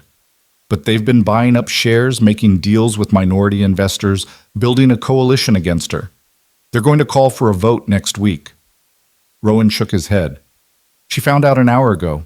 She's been in her study ever since, and I've never seen her like this. Daniel pushed past him and made his way to Eleanor's study. The door was closed, but he could hear something on the other side. Not crying exactly, but something worse. The sound of someone breaking. He knocked. Mrs. Hayes? Eleanor? It's Daniel. No response. Eleanor, I'm coming in. He opened the door and found her sitting on the floor beside the fireplace, surrounded by papers and photographs and documents that had been swept off her desk in what looked like a fit of rage. Her hair had come loose from its usual severe style, falling around her face in silver strands. Her hands were trembling, clutching a photograph that Daniel recognized. Matthew, young and smiling, standing in front of a building that looked like it might be a university. They're going to take it all, she whispered. Everything. The company, the power to stop the evictions, everything, and there's nothing I can do. Daniel crossed the room and knelt beside her. Tell me what happened. Eleanor's voice was hollow, empty. The board. They've been planning this for years, apparently. They let me grieve, let me disappear into my routine, let me think I was still in control. But all that time, they were building their own power base, buying shares, making alliances, waiting for the right moment to strike. How much support do they have? Enough, maybe. They claim they have 45% of the shareholders committed to voting for my removal. They only need 51 to win. Then we find the other 6%. We fight back. Eleanor laughed, a harsh, bitter sound. With what? I haven't spoken to most of these shareholders in 7 years. I don't know who they are, what they want, how to reach them. The board has been cultivating these relationships while I've been standing in parking lots, staring at buildings. She shook her head. I've been such a fool. No. Daniel's voice was firm. You've been grieving. There's a difference. Is there? Tell that to the 200 families who are about to lose their homes because I couldn't be bothered to pay attention. The evictions haven't happened yet. The vote hasn't happened yet. There's still time. Eleanor looked at him, her dark eyes swimming with tears. Time for what? Time to fight. Time to show those shareholders who you really are. Time to remind them why they invested in Hayes Industries in the first place. They invested because they wanted to make money. That's the only thing shareholders care about. Then show them that stopping the evictions is good business. Show them that there's another way. A way that doesn't destroy families, that doesn't turn the company into a villain. Show them what Matthew believed in. Eleanor stared at him for a long moment. You really think that would work? I don't know. But I know that giving up definitely won't work. Daniel reached out and took her hand. You told me once that Lily carries light with her. Well, so do you, Eleanor. You've just forgotten how to let it out. A tear slipped down Eleanor's cheek. My son used to say something like that. He used to tell me I was hiding my light under a bushel. Smart kid. The smartest? Eleanor's grip on his hand tightened. He would have liked you, Daniel. He would have liked what you're trying to do for those families. Then help me finish what he started. Help me build the Hope House. Not just one house, but a whole community. Show the shareholders that Hayes Industries can be about more than just profit. Show them that you can make money and do good at the same time. Eleanor was quiet for a long moment. Then slowly she began to gather the papers scattered around her, sorting them into piles with hands that had stopped trembling. The vote is in 6 days, she said. That's not much time to change 45% of the shareholders' minds. Then we better get started. For the next 5 days, the Hayes mansion became a war room. Daniel and Eleanor worked around the clock, making calls, sending emails, arranging meetings with shareholders who hadn't heard from Eleanor Hayes in years. Rowan pulled together every piece of information they might need: financial projections, community impact studies, architectural plans that Matthew had drawn up before he died. Lily, for her part, became the unofficial mascot of the operation. She sat in the corner of Eleanor's study, coloring and drawing and occasionally offering observations that cut straight to the heart of whatever problem they were wrestling with. Why don't you just show them the people? She asked one afternoon, when Eleanor was struggling to articulate why the Riverside project was wrong. What do you mean, sweetheart? The people you met, Maria and Mr. James and Mrs. Patterson. If the shareholder people could see them, maybe they'd understand. Eleanor looked at Daniel, and he saw something spark in her eyes. Out of the mouths of babes, she murmured. The next morning, they arranged a video call with the 3 largest minority shareholders, men and women who had invested in Hayes Industries decades ago, back when Eleanor's husband was still alive. Eleanor had prepared a presentation full of charts and graphs and financial projections, but instead of starting with numbers, she started with faces. This is Maria Gonzalez, she said, holding up a photograph that Daniel had taken during their tour of the Riverside neighborhood. She's a single mother with 3 children. She works 2 jobs, and her youngest son has asthma. If we proceed with the Riverside Renewal Project, she'll be evicted from her home, which means she'll lose access to the only clinic that takes her insurance, which means her son might die from an asthma attack that could have been prevented. She held up another photograph. This is James Williams. He's 82 years old. He's lived in his apartment for 50 years. He told me that if we evict him, he's going to die in that apartment rather than leave, and I believe him. Photograph after photograph, story after story. The shareholders listened in silence, their faces unreadable on the video screen. When Eleanor finished, there was a long pause. Mrs. Hayes, one of them finally said, a silver-haired man named Richardson who had been one of her husband's earliest partners. I have to be honest with you, the board's proposal is compelling. The Riverside project would generate significant returns for all of us. I understand that. But what you've shown us today, Richardson shook his head. That's not the company I invested in. That's not the company your husband built. And it's not the company I want to be associated with. Another shareholder, a woman named Chen, leaned forward. The question is whether we can afford to do the right thing. What's your alternative, Mrs. Hayes? If we don't proceed with Riverside, what do we do instead? Eleanor smiled, a real smile, the first one Daniel had seen from her in days. I'm glad you asked. She pulled out Matthew's designs, the Hope House plans that had been gathering dust for 7 years, and began to walk them through an alternative vision. Affordable housing instead of luxury condominiums, community spaces instead of private amenities, a development that would lift up the Riverside neighborhood instead of destroying it. It won't generate the same returns, Eleanor admitted, but it will generate returns, sustainable ones, built on a foundation of goodwill and community support. And it will do something that money can't buy. It will make Hayes Industries a company that people are proud to be associated with. The shareholders conferred among themselves. Daniel watched Eleanor's face, trying to read her expression, but she had rebuilt her mask. Whatever she was feeling, she wasn't showing it. Finally, Richardson spoke again. Mrs. Hayes, I'll be honest with you. Before today, I was planning to vote with the board. They made a compelling case, and frankly, I didn't think you were capable of running this company anymore. Eleanor's jaw tightened, but she didn't look away. But you've shown me something today that I didn't expect. You've shown me that the woman I remember, the woman who stood beside her husband through every crisis, who built this company into what it is today, is still in there somewhere. Richardson paused. I'm not ready to commit to anything yet, but I'm willing to listen, and I'm willing to give you a chance to make your case to the full board. It wasn't a victory, but it wasn't a defeat either. Thank you, Eleanor said. That's all I ask. The board meeting was scheduled for the following Monday in the Hayes Industries headquarters downtown. Daniel drove Eleanor there in the Mercedes, Lily sitting in the back seat beside her. Are you sure you want her there?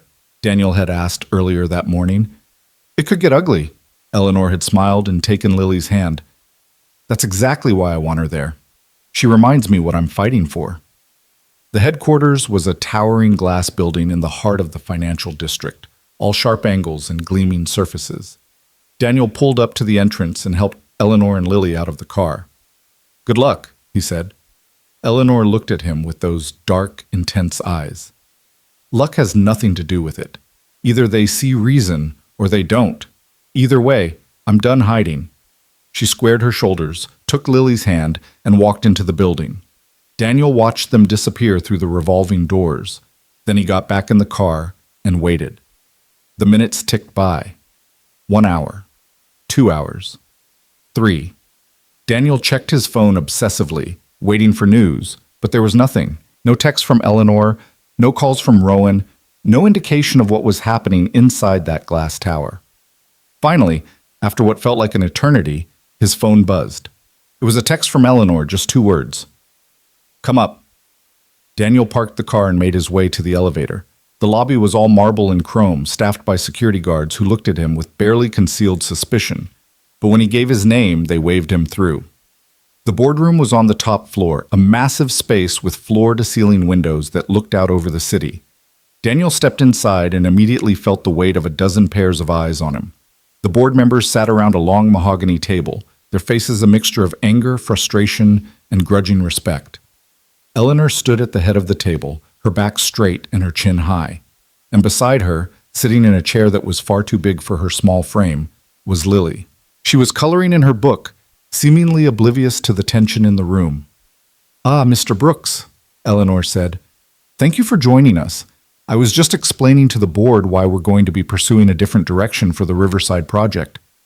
A direction that will cost us hundreds of millions of dollars, one of the board members snapped, a red-faced man in his 60s whose name tag read Harrison. A direction that will turn this company into a charity instead of a business. A direction that will make us a company worth being proud of, Eleanor replied calmly, which, in the long run, is worth more than any short-term profit. Harrison slammed his hand on the table. This is insanity. You've been gone for 7 years, and now you waltz back in here and expect us to throw away everything we've built? What you've built is a reputation for destroying communities and displacing families. That's not a legacy I want for this company, and I don't think the shareholders want it either. The shareholders want returns. That's all they've ever wanted. Then perhaps you've been talking to the wrong shareholders. Eleanor smiled, a cold, dangerous smile that Daniel had never seen before. I spent the last week speaking with our minority investors, the ones you've been ignoring while you focused on your little coup. And I have their proxies right here. She pulled a stack of papers from her briefcase and placed them on the table. 62% of the voting shares, more than enough to block your removal vote and to approve my alternative proposal. The room went silent. Harrison's face went from red to purple. You can't do this. I just did. Eleanor gathered her papers and stood. The vote will be formalized this afternoon. In the meantime, I suggest you start thinking about how you want to be remembered, Mr. Harrison, as the man who helped build something worthwhile, or as the man who tried to tear it down. She took Lily's hand and walked toward the door. As she passed Daniel, she paused. Thank you, she said quietly, for everything. You did the work. You showed me why it mattered. She squeezed his hand briefly, then continued out of the boardroom, Lily skipping along beside her. Daniel lingered for a moment, looking at the shell-shocked faces of the board members. Harrison was staring at the stack of proxy votes like it was a bomb about to explode. The others were exchanging glances, already calculating how to position themselves in this new reality. It was over. They'd won. And somewhere in the Riverside neighborhood, 217 families would get to keep their homes. The days that followed the boardroom victory were unlike anything Daniel had experienced in the Hayes mansion. The silence that had once filled every corridor like a heavy fog began to lift, replaced by something warmer, something alive. Eleanor moved through the house with a new energy, her footsteps quicker, her voice stronger, her eyes bright with purpose instead of clouded by grief. But the fight wasn't over. It had only just begun. The board voted to proceed with my alternative proposal, Eleanor explained to Daniel the morning after the meeting, as they sat in her study reviewing the mountain of paperwork that still needed to be addressed. But approving a plan and implementing it are two very different things. Harrison and his allies are going to fight me every step of the way. They'll delay, obstruct, file legal challenges, anything to make this as difficult as possible. Can they stop you? No, but they can slow me down.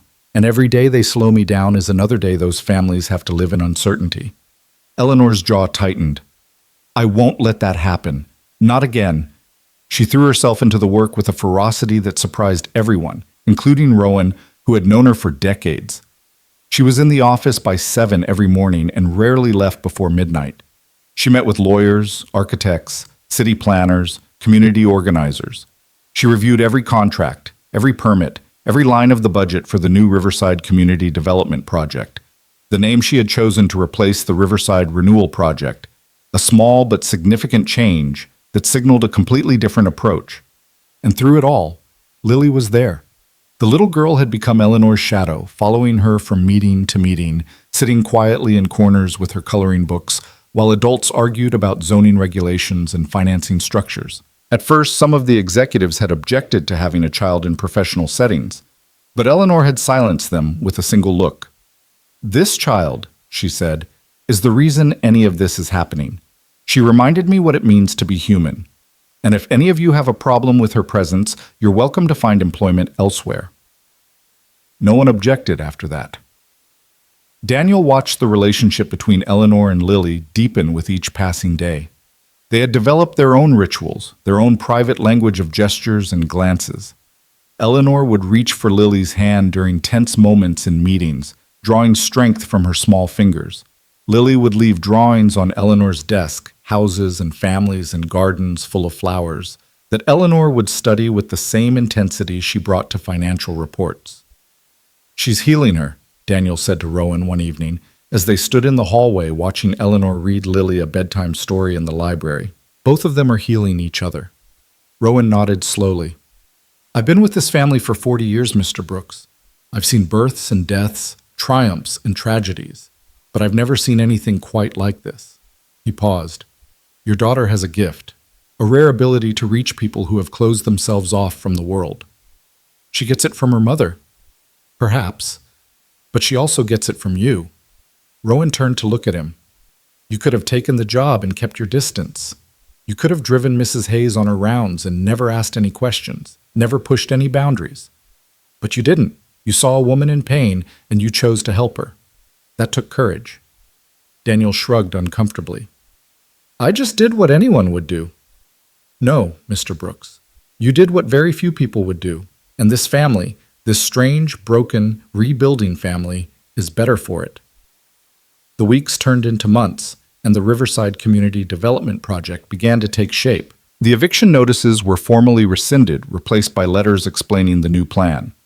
Eleanor personally signed each one, adding handwritten notes of apology and hope.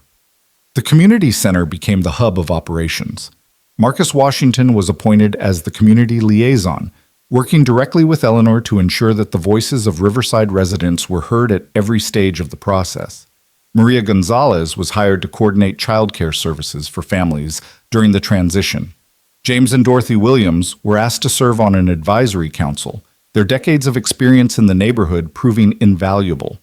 And Janet Patterson, Lily's teacher, the woman who had helped Daniel's family survive their darkest days, was given a grant to establish an after-school program that would serve children throughout the development.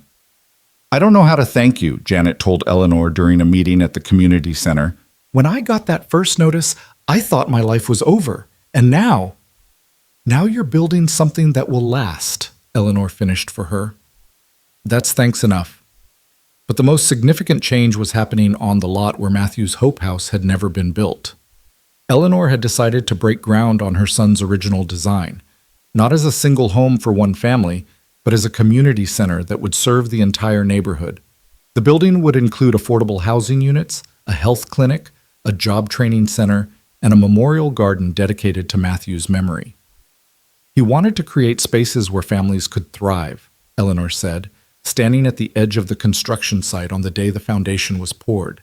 Daniel and Lily stood beside her, watching the concrete trucks rumble across the muddy ground. "I spent 7 years mourning what could have been. Now I'm going to make it happen." Lily tugged on Eleanor's sleeve. "Can I put something in the concrete, like a time capsule?" Eleanor looked down at her, a smile spreading across her face. "What would you like to put in?" Lily reached into her pocket and pulled out a folded piece of paper. When she opened it, Daniel saw that it was a drawing. A house with a red door, a smoking chimney, and 5 figures standing outside instead of the original 3. "It's our family," Lily explained, pointing to each figure in turn. "There's Daddy, and there's me, and there's Mrs. Eleanor, and there's Mr. Rowan." She paused at the 5th figure, a young man with dark hair standing slightly apart from the others. "And that's Matthew, because even though he's in heaven, he's still part of us." Eleanor's eyes filled with tears. She knelt down and pulled Lily into a fierce embrace, her body shaking with sobs that were somehow different from the ones Daniel had witnessed before. These weren't tears of grief. They were tears of release, of healing, of a heart finally learning to beat again. "Thank you," Eleanor whispered. "Thank you, sweet girl." They buried the drawing in the foundation together, sealing it beneath layers of concrete that would support the building for generations to come. And as Daniel watched Eleanor and Lily standing hand in hand at the edge of the construction site, he felt something shift inside his own chest, a loosening of the knot that had been there since Sarah died. He wasn't alone anymore. None of them were. The construction progressed faster than anyone expected. Eleanor's determination, combined with the resources of Hayes Industries and the enthusiasm of the community, created a momentum that seemed almost unstoppable. By spring, the skeleton of the building had risen from the ground, its steel beams reaching toward the sky like prayers made solid. But not everyone was ready to accept the changes. Harrison and his allies on the board continued to make trouble, filing lawsuits and challenging permits and leaking negative stories to the press.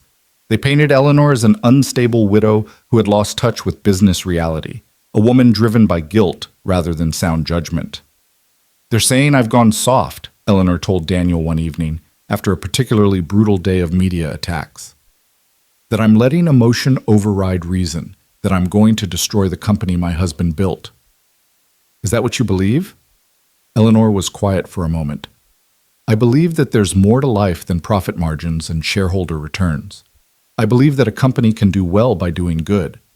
And I believe that my husband and my son would be proud of what we're building here." She paused. "But sometimes, late at night, when the doubts creep in, I wonder if they're right. If I'm just an old woman trying to atone for sins that can never be forgiven." Daniel reached across the table and took her hand. "Do you remember what Lily said?" that day at the foundation? About Matthew being part of our family? Of course. She wasn't just being sweet, she meant it, and so do I. Daniel squeezed her hand. You're not alone in this, Eleanor. Whatever happens, whatever battles we have to fight, we fight them together. As a family. Eleanor stared at him for a long moment, her dark eyes glistening. Then slowly, she smiled. A family, she repeated. I'd almost forgotten what that feels like.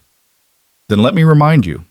The final confrontation came on a Thursday in late April at an emergency shareholder meeting called by Harrison and his allies. They had gathered enough support to force a vote of no confidence in Eleanor's leadership, one last desperate attempt to wrest control of the company and return to their original plans for Riverside. Daniel drove Eleanor to the meeting, Lily in the back seat as always. The little girl was quiet during the drive, sensing the tension in the air, but when they pulled up to the headquarters, she reached forward and touched Eleanor's shoulder. You're going to win, she said simply. I know it. Eleanor turned to look at her, and Daniel saw something in her face that he'd never seen before, not just determination, but peace. The peace of someone who had finally made peace with themselves. Thank you, sweetheart. I believe I am. She walked into the building with her head high and her shoulders back, Lily's drawing tucked into her pocket like a talisman.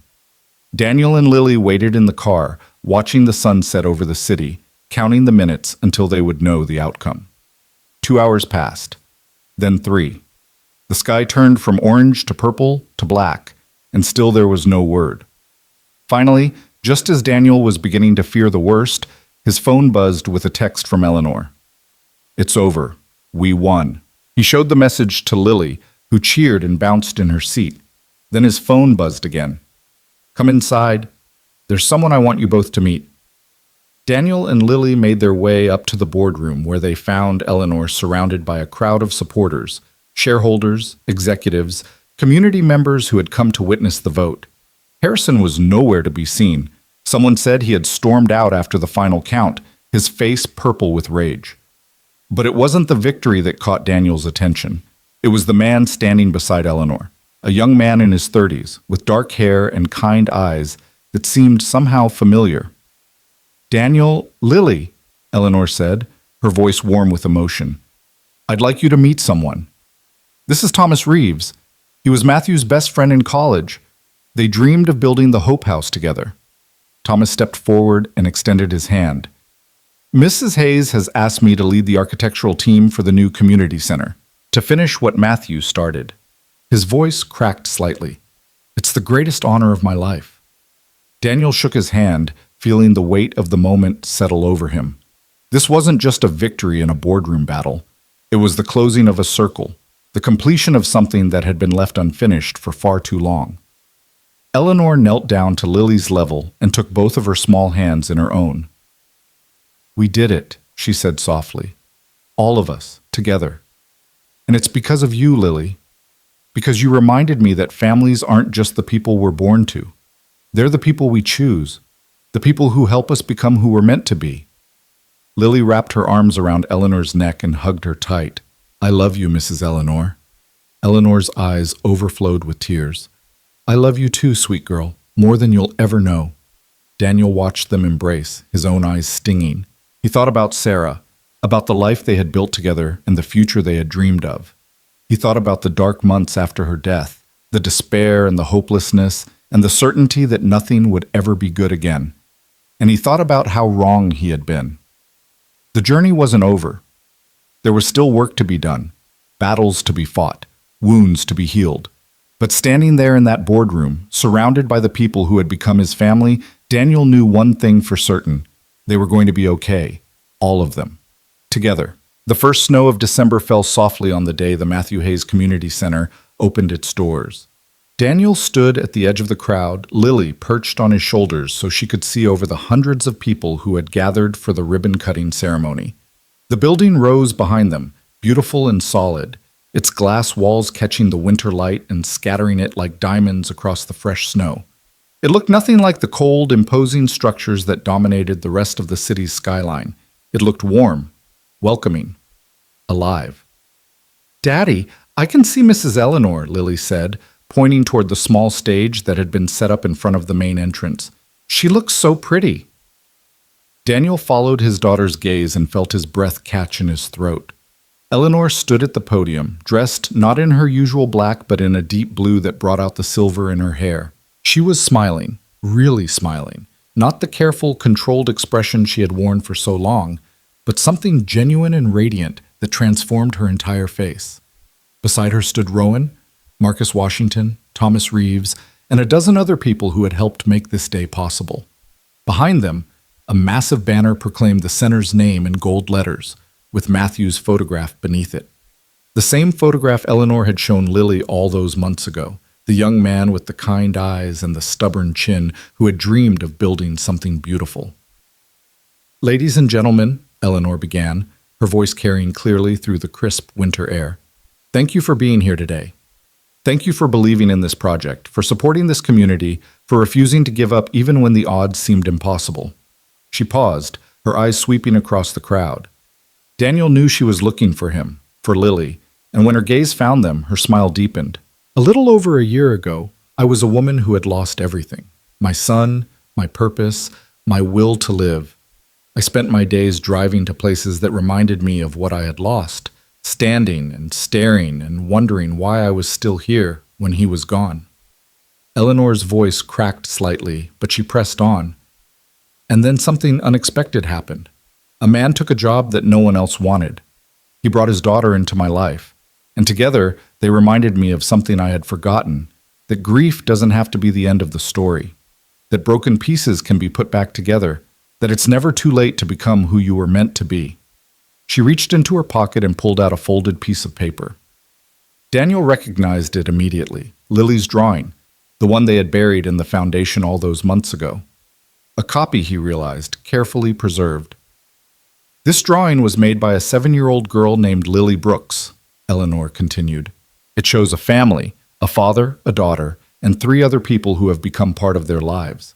One of those people is my son, Matthew. Even though he died before Lily was born, even though they never met, she included him in her family, because she understood something that took me 7 years to learn, that love doesn't end when someone dies. It just changes form. It becomes the foundation on which we build something new." She held up the drawing for the crowd to see, and Daniel heard a collective murmur of emotion ripple through the audience. "This community center is built on that foundation," Eleanor said.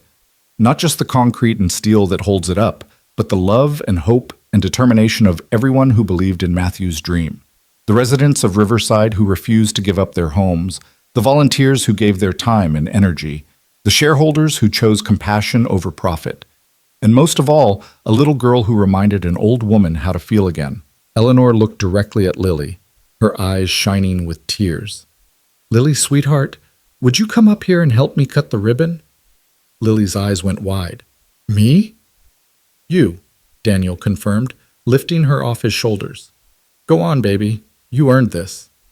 He watched his daughter make her way through the crowd, her small form swallowed by the sea of adults until she emerged at the front and climbed the steps to the stage.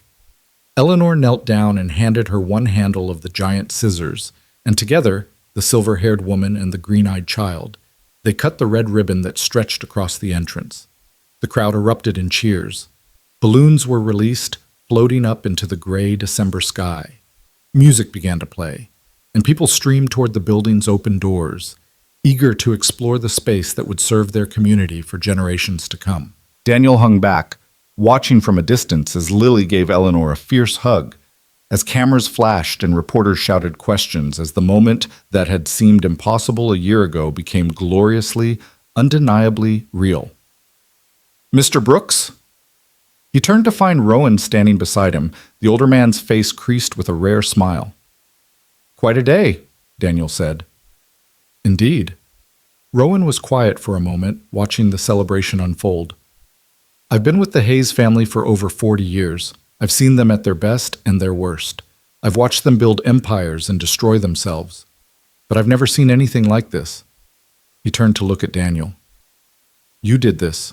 You and your daughter. You brought her back to life." Daniel shook his head.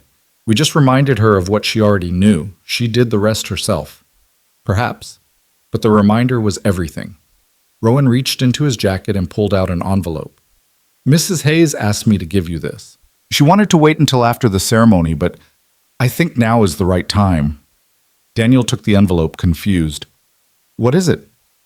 Open it and see. Inside was a single sheet of paper, covered in Eleanor's elegant handwriting. Daniel read it slowly, his eyes growing wider with each line. It was a deed, a property deed, in his name, for a 3-bedroom house in the Riverside development, one of the affordable housing units that had been built as part of the project. The address was listed at the bottom, along with a note in Eleanor's hand. Every family deserves a home. Now you have one. Daniel's hands trembled as he looked up at Rowan. I can't accept this. You can, and you will. Rowan's voice was firm but kind.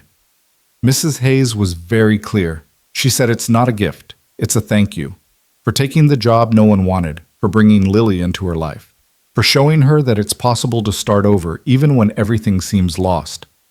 Daniel looked at the deed again, at the address that would become his home, at the future that had seemed so impossible a year ago when he stood at Sarah's grave with a foreclosure notice crumpled in his fist.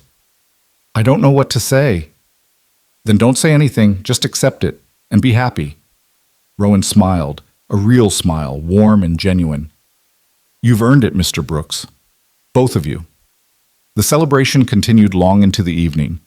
The community center was filled with laughter and music and the smell of food being prepared in the new kitchen. Children ran through the halls, exploring every corner of the building that would become their second home. Parents gathered in the common areas, sharing stories and dreams and hopes for the future. Daniel found Eleanor in the memorial garden, standing alone in front of the wall that had been dedicated to Matthew's memory. The wall was covered with photographs and drawings and letters from people whose lives he had touched, friends, teachers, fellow recovering addicts who had found hope in his story. He would have loved this, Eleanor said quietly, without turning around. All of it. The building, the community, the children running everywhere. He always said that the measure of a life wasn't what you accumulated, but what you gave away. He sounds like someone worth knowing. He was.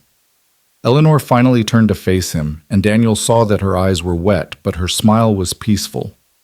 And in a strange way, I feel like you did know him. Through everything you've done this past year, through the way you've helped me become who I should have been all along. It's almost like he sent you to me. Daniel thought about the classified ad that had changed his life. $80,000 a year. Driver needed.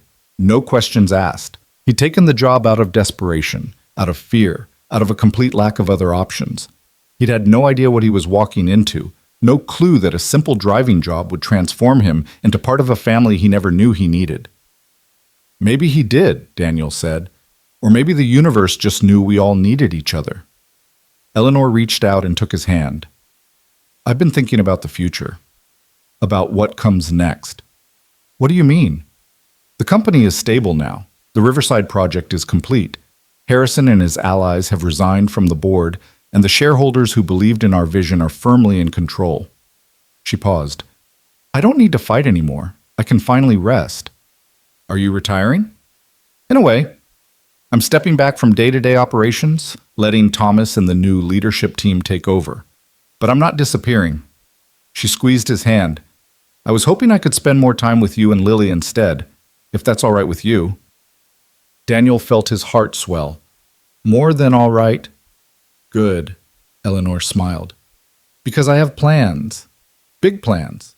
There are more communities like Riverside out there, more families who need help, more buildings waiting to be built.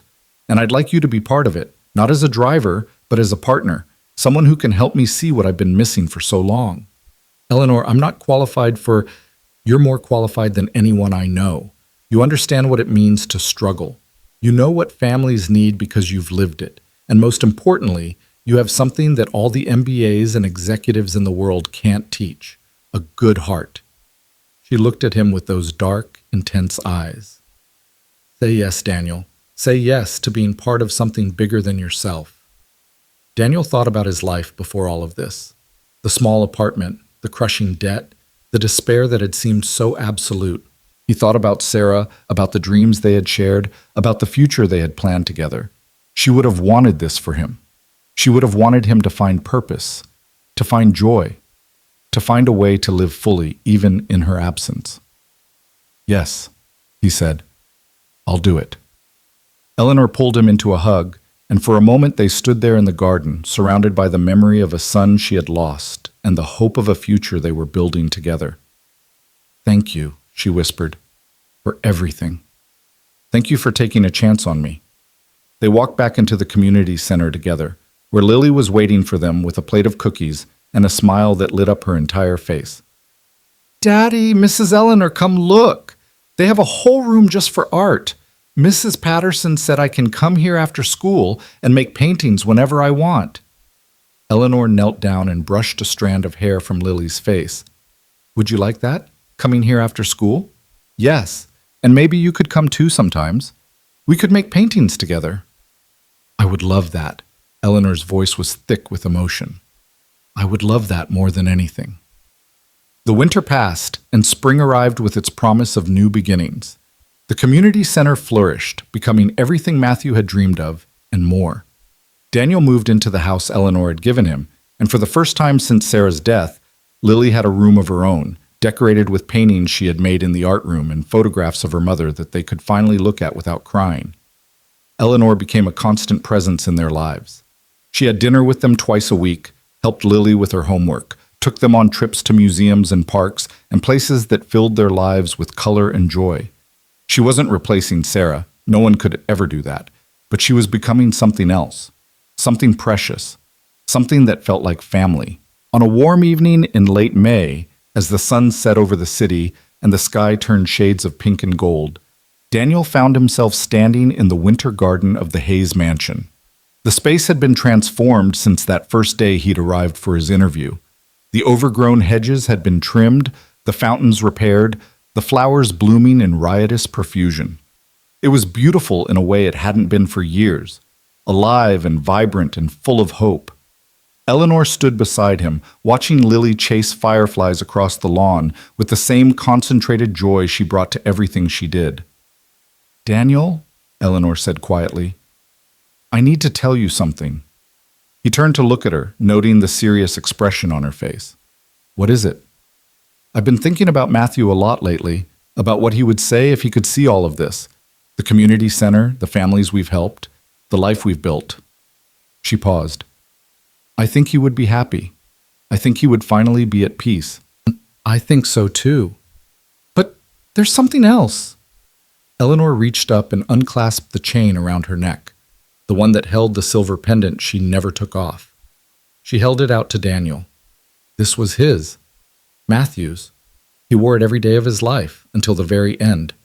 It was found with him when he died, and I've been wearing it ever since, keeping him close to my heart. "Eleanor, I can't. Let me finish." She pressed the pendant into his hand. "I want Lily to have it, not to replace her mother, and not to forget Matthew, but to remember that she is part of something bigger now, a family that spans generations, that includes people who are gone but never forgotten, a family built not on blood, but on love." Daniel looked down at the pendant in his hand. It was warm from Eleanor's skin, worn smooth by years of being touched and held and treasured. He thought about Matthew, about the young man who had dreamed of building beautiful things, and he thought about Lily, about the little girl who had reminded an old woman how to feel again. "I'll give it to her," he said, "when she's ready to understand what it means." "Thank you." Eleanor smiled, and there were tears in her eyes, but they were tears of peace, not sorrow. "Thank you for everything, Daniel, for taking the job no one wanted, for bringing your daughter into my life, for showing me that it's never too late to become who you're meant to be." "It turned out to be the best decision of my life," Daniel said. And as he watched Lily catch a firefly in her cupped hands, her laughter floating across the garden like music, he knew it was true. The job no one wanted had become the life he never knew he needed, a life filled with purpose and love and the strange, beautiful family they had built together from the ruins of their grief. Eleanor slipped her hand into his, and they stood together in the fading light, watching the child who had brought them back to life. Behind them, the mansion that had once felt like a tomb now glowed with warmth and welcome. Ahead of them, a future stretched out full of possibility, more buildings to construct, more families to help, more broken pieces to put back together. You know, Eleanor said softly, when I placed that advertisement, I never imagined this. I was looking for a driver, someone to take me to my stops and bring me home again. I wasn't looking for a family. Sometimes the things we're not looking for are exactly what we need. Yes, Eleanor squeezed his hand. Sometimes they are. Lily came running toward them, her hands cupped around a glowing firefly, her face illuminated by wonder. Look, Daddy. Look, Mrs. Eleanor. I caught one. It's like a tiny star. Daniel knelt down so he could see her treasure. The firefly pulsed with gentle light, alive and beautiful, and utterly miraculous in its simplicity. That's exactly what it is, sweetheart, he said. A tiny star, just for you. Can I keep it? Eleanor knelt beside them, her eyes reflecting the firefly's glow. You can hold it for a while, but then you have to let it go so it can find its family, so it can light the way for others. Lily thought about this for a moment. Then, carefully, she opened her hands and watched the firefly float away into the darkness, its light joining with dozens of others that had begun to emerge across the garden. It's going home, she said. Yes, baby, Daniel said, pulling her into a hug.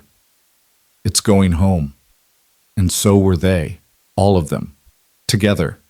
The mansion that had once been a mausoleum was now a home. The woman who had been drowning in grief was now thriving. The man who had been desperate was now fulfilled.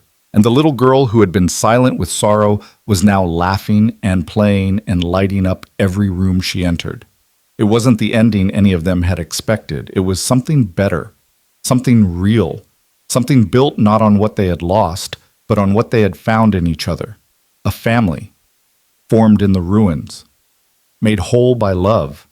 And on the wall of the community center, in a place of honor beside Matthew's photograph, hung a simple drawing of a house with a red door and 5 figures standing outside, a family that had found each other when they needed it most, holding hands against whatever darkness might come.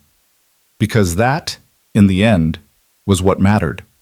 Not the buildings or the money or the victories won in boardrooms, but the people, the connections, the love that could survive anything, even death, even grief, even the longest and coldest of winters. The end.